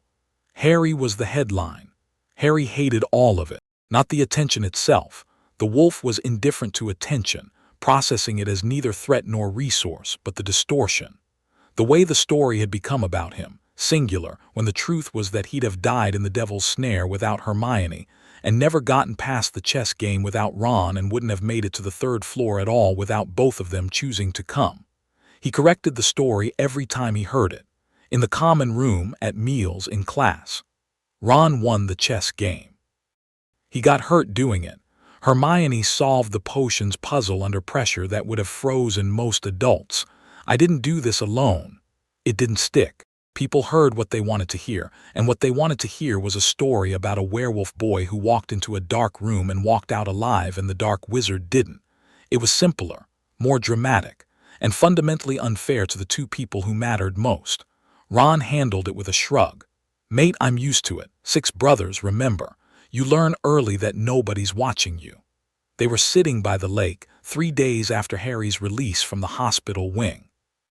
May had come to Hogwarts with an aggressive warmth that turned the grounds into a riot of green and gold. Students were scattered across the grass in loose clusters, enjoying the sun, and the 3 of them had claimed a spot under a beech tree near the water's edge, far enough from the crowds for privacy, close enough for Harry's senses to maintain situational awareness. That doesn't make it okay, Harry said. Number, but it makes it normal. For me, anyway. Ron was lying on his back, arms behind his head, the bandage on his temple replaced by a fading bruise that turned interesting colors in the afternoon light. You want people to know I was brave. Let them think what they want. I know what I did. You know, Hermione knows that's enough. It's not enough, Hermione said. She was sitting cross-legged with a book in her lap that she wasn't reading, which meant she was genuinely upset, because Hermione not reading a book she was holding was the emotional equivalent of anyone else screaming. You sacrificed yourself, Ron. You deliberately put yourself in the path of a stone queen that could have killed you, and the school is treating it like a footnote. A queen can't kill you in chess. That wasn't chess. That was a room full of animated stone weapons, and you rode a knight into the path of one because the math required it. That's not a footnote. That's— She stopped, swallowed. Her sense shifted, the bright, citric anger giving way to something softer, something vulnerable. That's the bravest thing I've ever seen anyone do. Ron's ears went red. He sat up slowly, the bruise on his temple catching the light, and looked at Hermione with an expression that Harry recognized, because the wolf was very good at reading the gap between what people felt and what they said. Ron Weasley, who had 5 older brothers and a life's worth of practice at being overlooked, was looking at Hermione Granger like she just handed him a gift he didn't know how to unwrap. Thanks, Ron said. Yeah, thanks. Hermione nodded briskly, opened her book, and stared at it without reading a single word. Harry watched the 2 of them not looking at each other and filed it away. The wolf understood pair bonding. It was very patient about these things. The giant squid surfaced in the center of the lake, one enormous tentacle breaking the water to grab a piece of toast that someone had thrown. Harry watched it sink again and thought about the summer. 3 weeks until term ended. 3 weeks until he went back to Privet Drive, back to the Dursleys, back to a world that didn't have magic or pack or the smell of old stone and enchanted ceilings. The wolf didn't like thinking about it. The wolf had found territory, real territory, defensible, rich in resources and pack, and the idea of leaving it felt like a strategic error. But there were larger things to think about. The Horcruxes. 6 of them, plus the one in his scar that the wolf was slowly consuming. 6 objects hidden somewhere in the world, each containing a fragment of Voldemort's soul, each one an anchor keeping the darkest wizard in a century tied to the living world. Harry needed to find them. Needed to destroy them. And he needed to do it before Voldemort found a way back to a body, because a bodiless wraith was manageable and a resurrected Dark Lord was a war. But that was future. That was planning and preparation and the long game. Right now, in this moment, Harry was sitting under a tree with his pack and the sun was warm and the squid was eating toast, and Ron was not looking at Hermione and Hermione was not looking at Ron and the wolf was content. It was enough. Snape found him that evening. Harry was in the corridor outside the Great Hall after dinner, heading toward Gryffindor Tower, when the smell hit him, potions and bitterness, and that complex, layered anger that was as much a part of Snape as his hooked nose. Harry stopped walking. Snape emerged from a side passage. His black robes billowed, which Harry had decided was a deliberate affectation. You didn't get that much billow without enchanting the fabric. Potter, a word. It wasn't a request. Harry followed him down to the dungeons, through the door of the potions office, into the cold, jar-lined room that smelled like chemicals and regret. Snape sat behind his desk. Harry sat across from him. The dynamic was familiar by now. They'd done this weekly for the Wolfsbane sessions, but something was different tonight. Snape's scent was off. The usual hatred was there, but it had been pushed aside by something else. Something Harry hadn't smelled on Snape before. Uncertainty. Snape placed a vial on the desk between them. It contained a shimmering silver-blue liquid that moved like mercury, dense and slow and slightly luminous. "This is an enhanced wolfsbane formulation," Snape said. "I've been working on it since January. It incorporates modifications based on the readings I've taken during your dosing sessions." Harry looked at the vial, then at Snape. "You've been experimenting. I've been developing." The standard wolfsbane suppresses the wolf's cognition and replaces it with the human mind. In your case, that model is irrelevant. Your wolf's cognition and your human mind are the same thing. The standard potion was fighting a battle that didn't need to be fought. This formulation, he tapped the vial, is designed to work with your unique architecture rather than against it. It should reduce the physical pain of the full moon transformation by approximately 60% and extend the period of controlled partial shift by several hours. Harry stared at the vial. The wolf was very still, processing the implications. "You did this on your own," Harry said. "Dumbledore didn't ask." Dumbledore didn't know. A muscle twitched in Snape's jaw.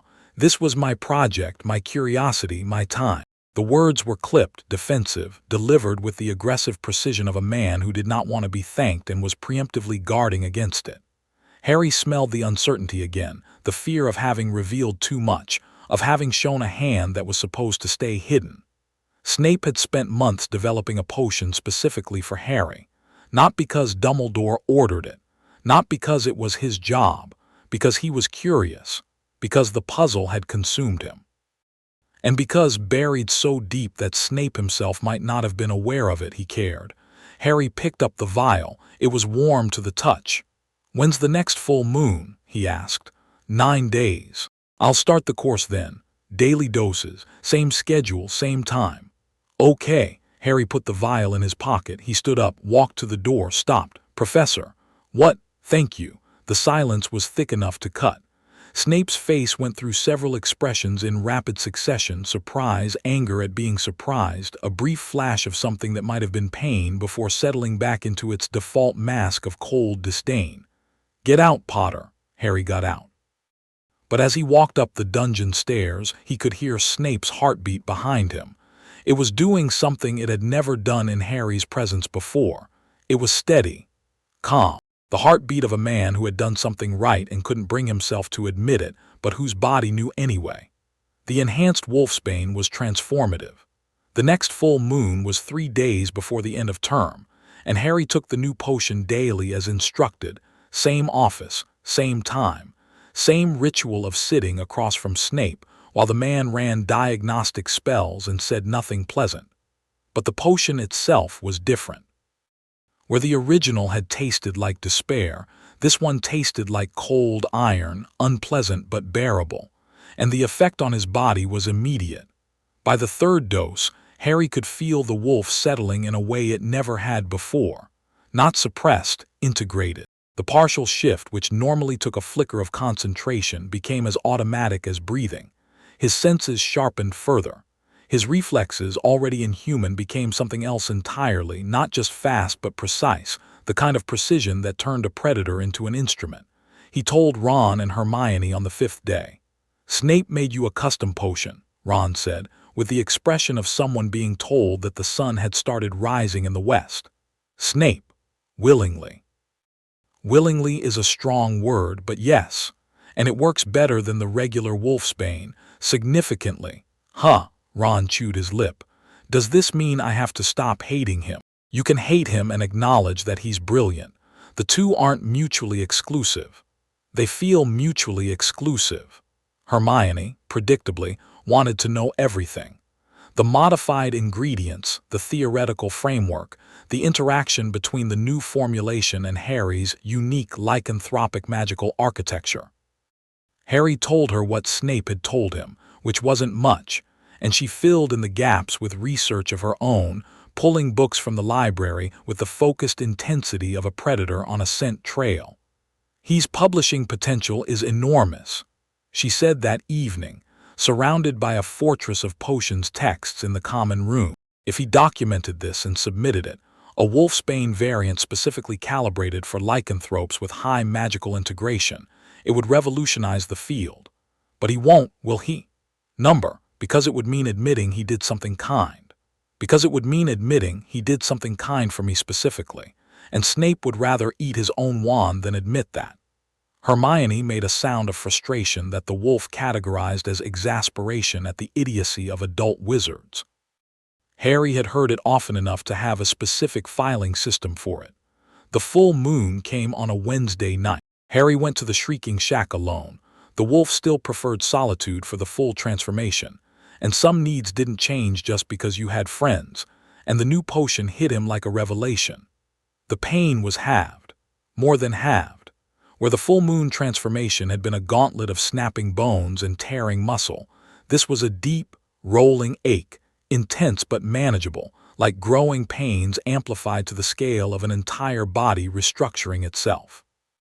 Harry rode it out standing upright, which he'd never been able to do before.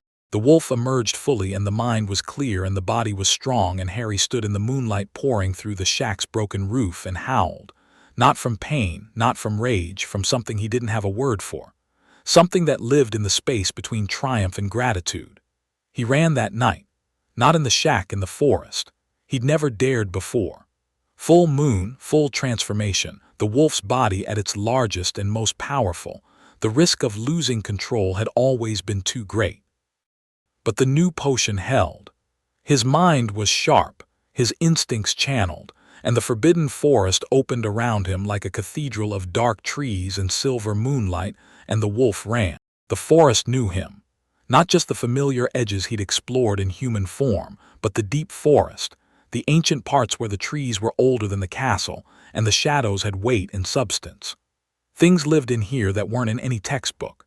Harry smelled them as he ran. The sharp, mineral scent of centaurs moving through the trees, the sweet, rotting fruit smell of something that might have been a forest spirit, the cold, rocky smell of things that lived underground and rarely surfaced.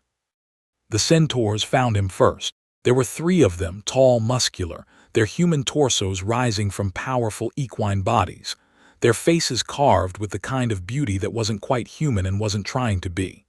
They emerged from the trees in a semicircle, blocking his path, and the lead centaur, a palomino with blue eyes and a bow slung across his back, looked down at Harry's wolf form with an expression of ancient, unsurprised recognition.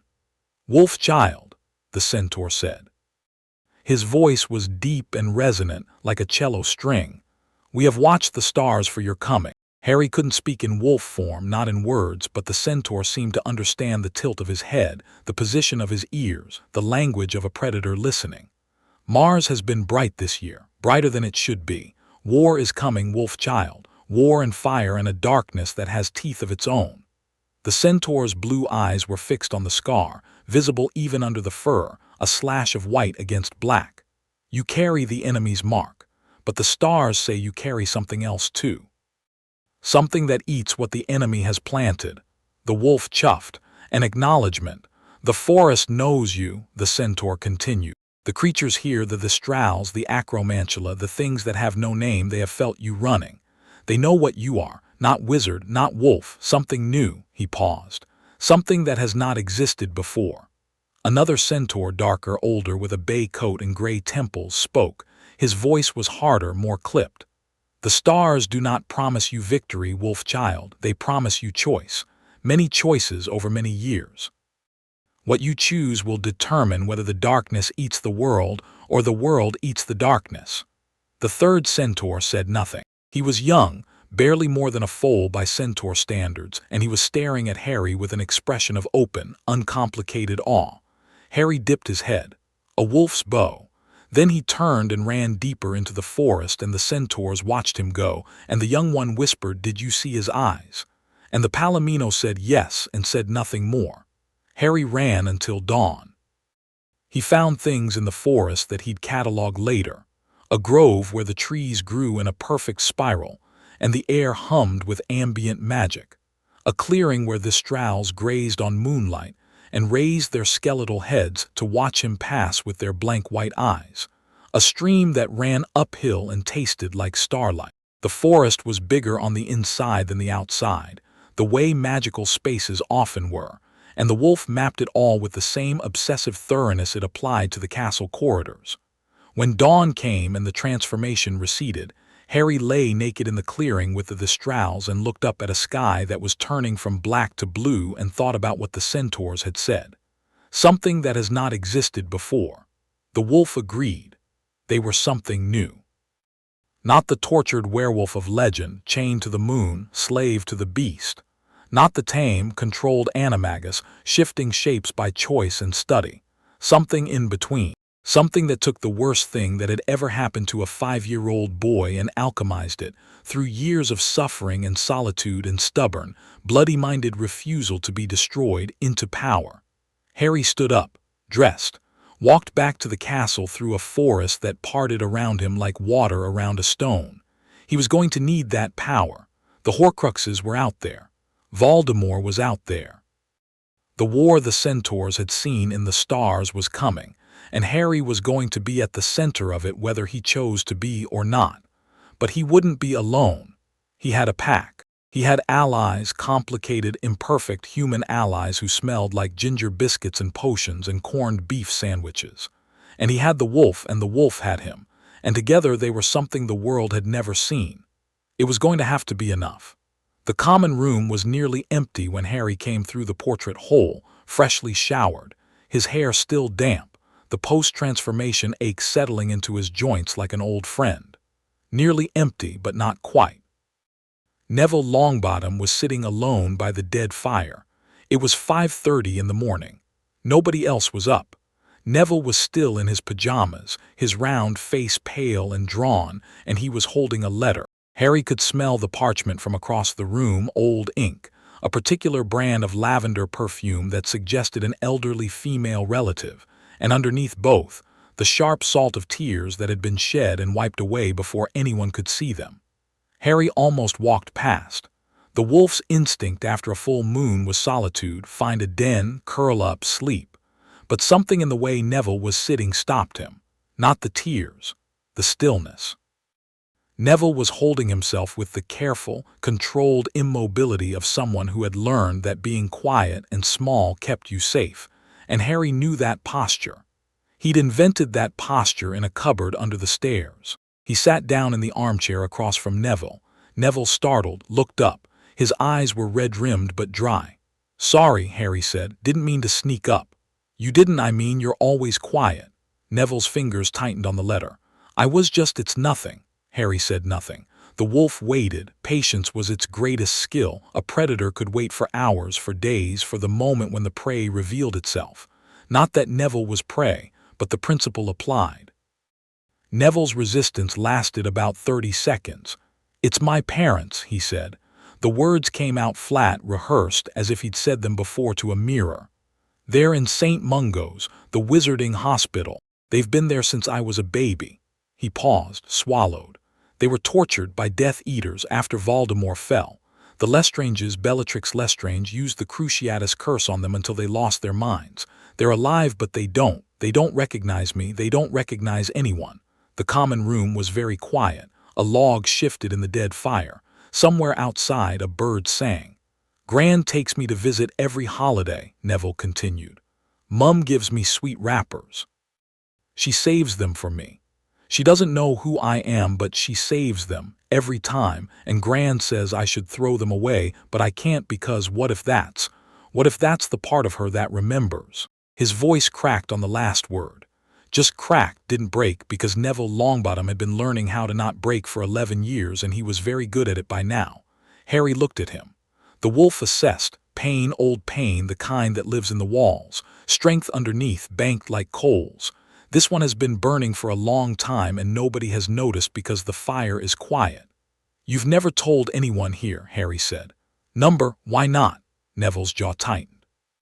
"Because people would feel sorry for me, and I can't," he stopped, tried again. "My parents were heroes, they fought Voldemort. They were Aurors, dark wizard catchers, and they were brilliant and brave, and everyone says so. And I'm just me, Neville, the boy who can't do a proper levitation charm and loses his toad and trips over his own feet. If people knew about my parents, they'd look at me and see someone who should be more than he is. And I already see that every time I look in the mirror. The words hung between them like smoke. Neville was looking at his hands, at the letter, at anything that wasn't Harry. Neville. What? Look at me. Neville looked up. Harry held his gaze. The amber was there, faint, barely a flicker, and the wolf was very close to the surface, not threatening, just present, attentive. I can smell fear, Harry said. On everyone, all the time. It's one of the first things I learned after I was bitten. Fear has a scent, sharp, chemical, impossible to fake. I've been smelling it on people since I was 5 years old. Neville's eyes widened slightly. He was listening. I have never smelled fear on you. Silence. That's not I'm afraid all the time, Neville said. Of everything. Snape terrifies me. The dark terrifies me. I can't even. Being afraid and being controlled by fear are different things. Being afraid is chemistry. It's your body responding to a threat. Being controlled by fear means the fear decides what you do. It means you run. You hide. You give up. Harry paused. You've never run, you've never hidden. You come to every class, even the ones that terrify you. You stand up every time you're knocked down. You don't perform courage because you don't know how, but you practice it every single day, and you've been practicing it so long that you've forgotten it's extraordinary. Neville stared at him. The letter was crumpled in his fist. I'm not brave, Neville whispered. I'm not my parents. You're not your parents, you're you. And you don't smell like fear, Neville. You smell like someone who's been walking into rooms that scare him every day for 11 years and hasn't stopped yet. Harry leaned forward. That's not cowardice. That's the opposite of cowardice. That's the kind of strength that doesn't need an audience. The fire was dead. The room was cold. Dawn light was creeping through the windows, turning the common room from dark red to pale gold. Neville's hand unclenched. The letter smoothed out against his thigh. He looked at Harry with an expression that Harry recognized because he'd seen it in the mirror after Hermione told him there was nothing wrong with him. The expression of someone being seen, truly seen, for the first time. You really can't smell fear on me, Neville said, and his voice was small and wondering, as if this fact was more surprising than anything he'd learned in a year of magical education. Not a trace. Neville sat with that for a long moment. Then something happened to his face, a straightening, a settling, like a foundation being reinforced. His shoulders came back a fraction of an inch. His chin lifted. Thanks, Harry, he said. Anytime. Neville stood up, folded the letter carefully, and put it in his pajama pocket. He headed for the stairs, stopped, turned back. The thing with the troll, he said, and the thing under the trapdoor. Everybody talks about how scary you are. The claws and the teeth and the wolf. He paused. But that's not the scary part, is it? What's the scary part? You're kind. You're scary and kind at the same time, and people don't know what to do with that. He went upstairs. Harry sat alone in the common room and listened to Neville's footsteps and his heartbeat steady, not slow, not the heartbeat of someone at peace, but the heartbeat of someone who had decided to keep going, and the wolf reclassified him one final time. Not observe. Pack. The last 2 weeks of term passed in a blur of exams and sunshine, and the particular bittersweet energy of a school year ending. Harry sat his exams with the calm focus of someone who had spent the year doing things significantly more difficult than written tests, and his marks reflected it. Top or near top in everything except history of magic, where he'd written a perfectly accurate essay that had apparently been too interpretive for Professor Binns' ghostly sensibilities. Hermione beat him in every subject. Harry was not remotely surprised or bothered. The wolf understood hierarchy. It wasn't about being the best at everything. It was about the pack having the best of everything. And Hermione's intelligence was a pack resource as valuable as Harry's teeth. Ron's chess rating had apparently reached a level where older students were actively seeking him out for matches, and he won all of them. His grades were middling. Ron was smart but selective about where he applied his intelligence, but the chess spoke to something deeper, a strategic mind that hid behind self-deprecation and freckles. Harry watched Ron dismantle a 7th-year Ravenclaw in 6 moves and thought, when the war comes, this is the person I want planning my moves. Neville was quieter after their conversation, but it was a different kind of quiet, Less anxious, more considered. He stood straighter. He made eye contact more often. In potions, where Snape's presence usually reduced him to a trembling mess, he managed to complete an entire lesson without melting a cauldron. And when Snape sneered at his forgetfulness potion, which was, admittedly, the wrong color, Neville looked him dead in the eye and said, "I'll do better next time, sir," in a voice that didn't shake. Snape had blinked. Actually blinked. Harry, watching from 2 tables away, had hidden a smile behind his cauldron. The house points were announced at the end-of-year feast. Slytherin was in the lead. Snape's favoritism had been working overtime all year. But Dumbledore stood up with that particular twinkle that meant he was about to do something theatrical, and awarded 50 points to Ron for the best-played game of chess Hogwarts has seen in many years, 50 to Hermione for the use of cool logic in the face of fire, and 60 to Harry for pure nerve and outstanding courage. Gryffindor won the House Cup. The great hall erupted. Harry sat at the center of the cheering and felt the noise wash over him and looked across the hall at the Slytherin table, where Draco Malfoy was staring at his plate with the fixed expression of someone who had been outmaneuvered and was trying to calculate how. Then Dumbledore said, "And finally, 10 points to Mr. Neville Longbottom for the courage to stand up and be counted when it matters most." The cheering doubled. Neville went scarlet from his collar to his hairline. But he was smiling, a real smile, open and surprised and almost painful in its sincerity. And when he caught Harry's eye across the table, the smile steadied into something more permanent. Harry raised his goblet. Neville raised his. They drank and the wolf settled and the pack was 4. The morning of departure was chaos. Trunks packed, owls caged, students running through corridors shouting goodbyes. Harry moved through it with the wolf's calm efficiency, his trunk already packed. He'd done it the night before, because the wolf believed in preparedness the way most people believed in gravity, and Hedwig perched on his shoulder, her amber eyes surveying the proceedings with aristocratic disdain.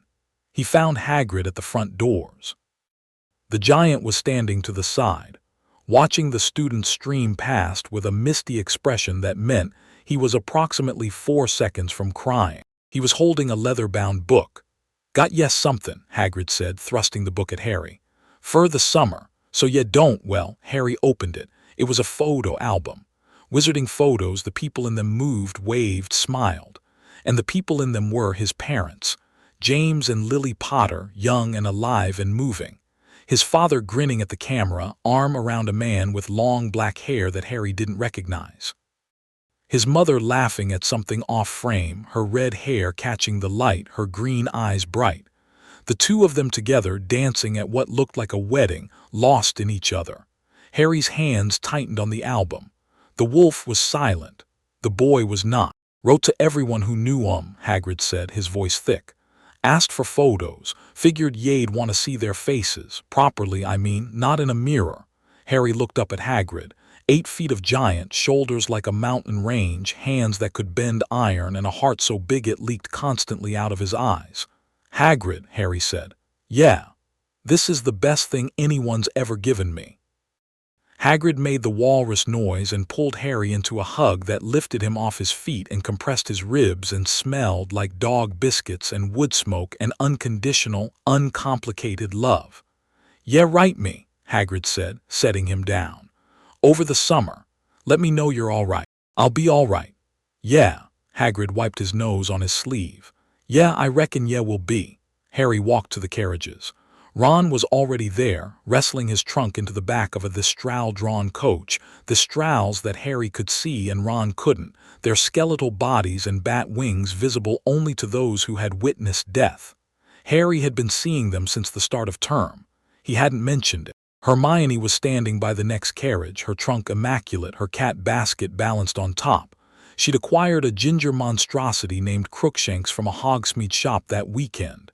A beast so ugly it circled back to charming, and the cat had immediately recognized Harry as a fellow predator and given him a wide, respectful berth. "Ready?" Ron asked. "Ready," Harry said. They climbed in. The carriage lurched into motion. Hogwarts shrank behind them, turrets and towers and battlements, shining in the June sun, the lake sparkling at its feet. Neville appeared at the last moment, breathless, his toad clutched in one hand. He climbed into the carriage and sat down next to Ron, and nobody commented on it because nobody needed to. He was here. He was Pack. The geometry had simply adjusted to include him. The Hogwarts Express was waiting at Hogsmeade Station, scarlet and gleaming. They found a compartment, the same one Harry and Ron had shared on the way up, which felt like a year ago and a lifetime ago simultaneously, and settled in. The train pulled out. Scotland rolled past the windows, green and gold and endless. Ron produced a deck of exploding snap cards. Neville produced a bag of Bertie Bott's every flavor beans. Hermione produced a book, then put it away when Ron threw a bean at her and said, "It's the last day." Hermione read tomorrow. Harry sat by the window and watched the landscape change. The scar was quiet, quieter than it had been all year. The Horcrux fragment was still there. He could feel it, diminished but persistent, a cold marble in the warm space of his skull, but the wolf was wrapped around it, patient, chewing. Bite by bite, piece by piece. The wolf would consume it eventually. Harry was sure of that now, not because anyone had told him, but because he understood the wolf and the wolf understood him, and they were very, very good at surviving. "Harry," he looked up. Hermione was watching him with that particular expression she wore when she was thinking something she wasn't sure she should say. "What happens this summer with the Dursleys? I go back. I live in their house. I use their food and their shower and their second bedroom that they gave me because they're afraid of what happens if they don't. On full moons I use the shed. During the day I read and run and try not to terrify the neighbors." That sounds lonely. It is, but it's temporary. "And I know something now that I didn't know before." "What's that?" Harry looked around the compartment at Ron, who was trying to convince Neville that the gray bean was peppermint and not ear wax. At Neville, who was trusting him and regretting it in real time. At Hermione, whose fierce brown eyes were fixed on him with a concern so genuine it made the wolf ache. "I know where I belong," Harry said, "and I know who I belong to. That makes the in-between parts bearable." Hermione's expression softened. She reached across the compartment and squeezed his hand, brief, firm, the Hermione version of a hug, and then pulled out her book and started reading, because emotions had been expressed, and that was quite enough of that. The train rocked southward. England replaced Scotland. The sky clouded over, which felt appropriate. England in June was constitutionally opposed to sustained sunshine. Harry dozed. The wolf dozed with him, one eye open, always alert but resting. Content. The pack was here. The territory was mapped. The hunt was paused but not finished. There were Horcruxes to find and a war to fight and a Dark Lord to kill, and Harry was 11 years old and none of that was going away. But for now, on this train, in this compartment, with these people, his pack, his family chosen rather than assigned, Harry let the boy have what the boy needed. Peace. Connection. The sound of friends laughing. Outside the window, the countryside blurred past, and the wolf watched it with amber eyes that reflected the rolling green like mirrors, and somewhere in those eyes, behind the predator, behind the power, behind the 10,000 calculations that ran constantly in the background, there was a child. A child who had been bitten in a park and locked in a cupboard, and told he was wrong and had decided, with the quiet stubbornness that was his most dangerous trait, to be right instead. The train carried him south, toward a summer that would be hard and lonely and necessary, and behind him Hogwarts glittered on its hill, waiting, patient as a wolf, for his return. The afternoon wore on. Ron beat everyone at exploding snap 4 times. Hermione finished her book and started another one. Neville fell asleep against the window with Trevor the Toad on his chest. The trolley witch came by, and Harry bought the entire stock of chocolate frogs, not because he wanted them, but because the wolf understood that feeding the pack was an act of leadership, and also because the expression on Ron's face when presented with 40 chocolate frogs was worth more than the gold they'd cost. "Mate," Ron said reverently, stacking frogs on the seat like a small chocolatey fortress, "you're mental. I'm a werewolf. Mental comes with the territory." Was that a wolf pun? Unintentional. "I'm going to let it slide because you just bought me 40 chocolate frogs, but I want you to know that I noticed." Hermione rolled her eyes so hard Harry could hear it. He grinned. An actual grin, rare for him, The wolf's face didn't lend itself to casual smiling, and Ron saw it and grinned back, and the moment was small and perfect and entirely theirs. The train began to slow. London emerged from the gray, rooftops and chimneys and the industrial clutter of the city's edge. King's Cross Station swallowed them in a rush of noise and steam. The platform was packed with parents. Harry could smell them, a wall of perfume and anxiety and love, the overwhelming scent of people who had been waiting months to reclaim their children. He stepped off the train, and the noise hit him, and the wolf flattened its ears metaphorically, and Harry breathed through it and found his center. Ron's family was easy to spot, a cluster of redheads near the barrier, presided over by a short, round woman with a face full of warmth, and a wand that she pointed at her sons with the casual authority of someone who had been maintaining order for decades. Mrs. Weasley. Harry could smell her from 30 yards, wool and cooking and a love so fierce and uncomplicated that it made the wolf's chest ache. "Mum!" Ron shouted, and was absorbed into the Weasley mass with the speed and completeness of a stone thrown into water. Hermione's parents were standing slightly apart, muggles clearly, their faces a mix of wonder and displacement as they watched the magical crowd flow around them. Her father was tall and neat and smelled like dentistry. Her mother was shorter and warmer and had Hermione's eyes. Hermione ran to them, and her mother's arms closed around her, and Harry looked away because the scene was hitting him in a place the wolf couldn't protect. Neville's grandmother was a tall, severe woman in a hat with a stuffed vulture on it. She looked like she ate nails for breakfast and disapproved of the practice on principle. Neville went to her, and she put a hand on his shoulder, brief, tight, the most affection her generation permitted in public, and they walked away together. Harry stood on the platform with his trunk and his owl and watched his pack disperse into their families. The wolf processed it efficiently.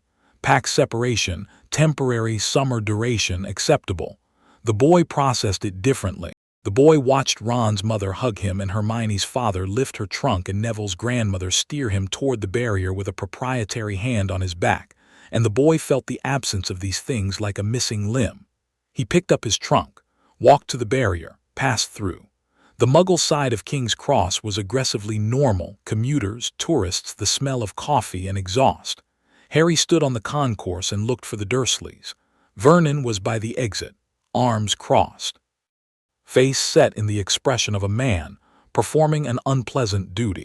Beside him, Petunia, thinner than Harry remembered, her eyes finding him across the crowd with a complicated look that wasn't quite fear and wasn't quite relief. No Dudley, too busy or too scared. Harry walked over. Vernon looked at him, at the lean, quiet boy with the amber-flecked eyes and the owl on his shoulder and the trunk that smelled like magic, and something shifted in his broad, red face. Not warmth, recognition. The acknowledgement that the thing he'd been afraid of for 6 years was back in his house and there was nothing he could do about it. "Car's outside," Vernon said. "Thanks, Uncle Vernon." They walked to the car in silence. Harry loaded his trunk. Hedwig hooted from her cage. The drive home was wordless, Vernon at the wheel, Petunia in the passenger seat, Harry in the back, the radio filling the gap with an oldie station that played songs about love and loss and summer that none of them were listening to. Number 4, Privet Drive, looked exactly the same. The same trimmed hedges, the same painted door, the same aggressive normality radiating from every brick and window pane, as if the house was trying very hard not to be noticed by anything strange. Harry carried his trunk upstairs. His room, Dudley's second bedroom, claimed by quiet force, was as he'd left it. He sat on the bed. Hedwig settled on the wardrobe. The house was quiet. He pulled out the photo album and opened it. His parents smiled up at him. James, reckless and grinning. Lily, bright-eyed and beautiful. The wedding photo, the two of them dancing, spinning, laughing at something the camera couldn't hear. Harry touched the photo. The figures waved. "I met your friend," he told his mother. "Snape. He hated Dad and loved you, and he's the most complicated person I've ever met. He brewed me a potion that makes the full moon bearable. I don't think he knows why he did it." The photo lily smiled. She couldn't hear him. She was just a moving picture, a ghost of light and chemistry. But the smile was real, had been real once, captured in a moment that existed before everything went wrong, and Harry held on to it. "I'm going to finish this," he said. "The Horcruxes, Voldemort, all of it. I'm going to find every piece of him, and I'm going to destroy them, and I'm going to end this war before it starts. Not because I'm the chosen one or the boy who lived or whatever they call me this week. Because he killed you. And because I'm the wolf, and wolves don't lose." The photolily waved. The photo James grinned. Harry closed the album, set it on the bedside table, lay back on the bed and stared at the ceiling and listened to the house, Vernon's television, Petunia's kitchen sounds, the tick of the hall clock. The scar pulsed, faintly. The Horcrux whispered. The wolf growled in response, low and patient, a sound that said, "I'm still here, I'm still eating, you're still dying." Outside the window, the sky was darkening. The first stars appeared. And far to the north, where the Scottish Highlands met the coast and the wind carried scents across impossible distances, the wards of Hogwarts hummed in the gathering dusk, waiting for September, waiting for the wolf to come home. Harry closed his eyes. The summer stretched ahead, long and necessary and leading somewhere, to Horcruxes, to war, to a destiny that had been written in the stars and in his blood and in the bite of a wolf in a park when he was 5 years old.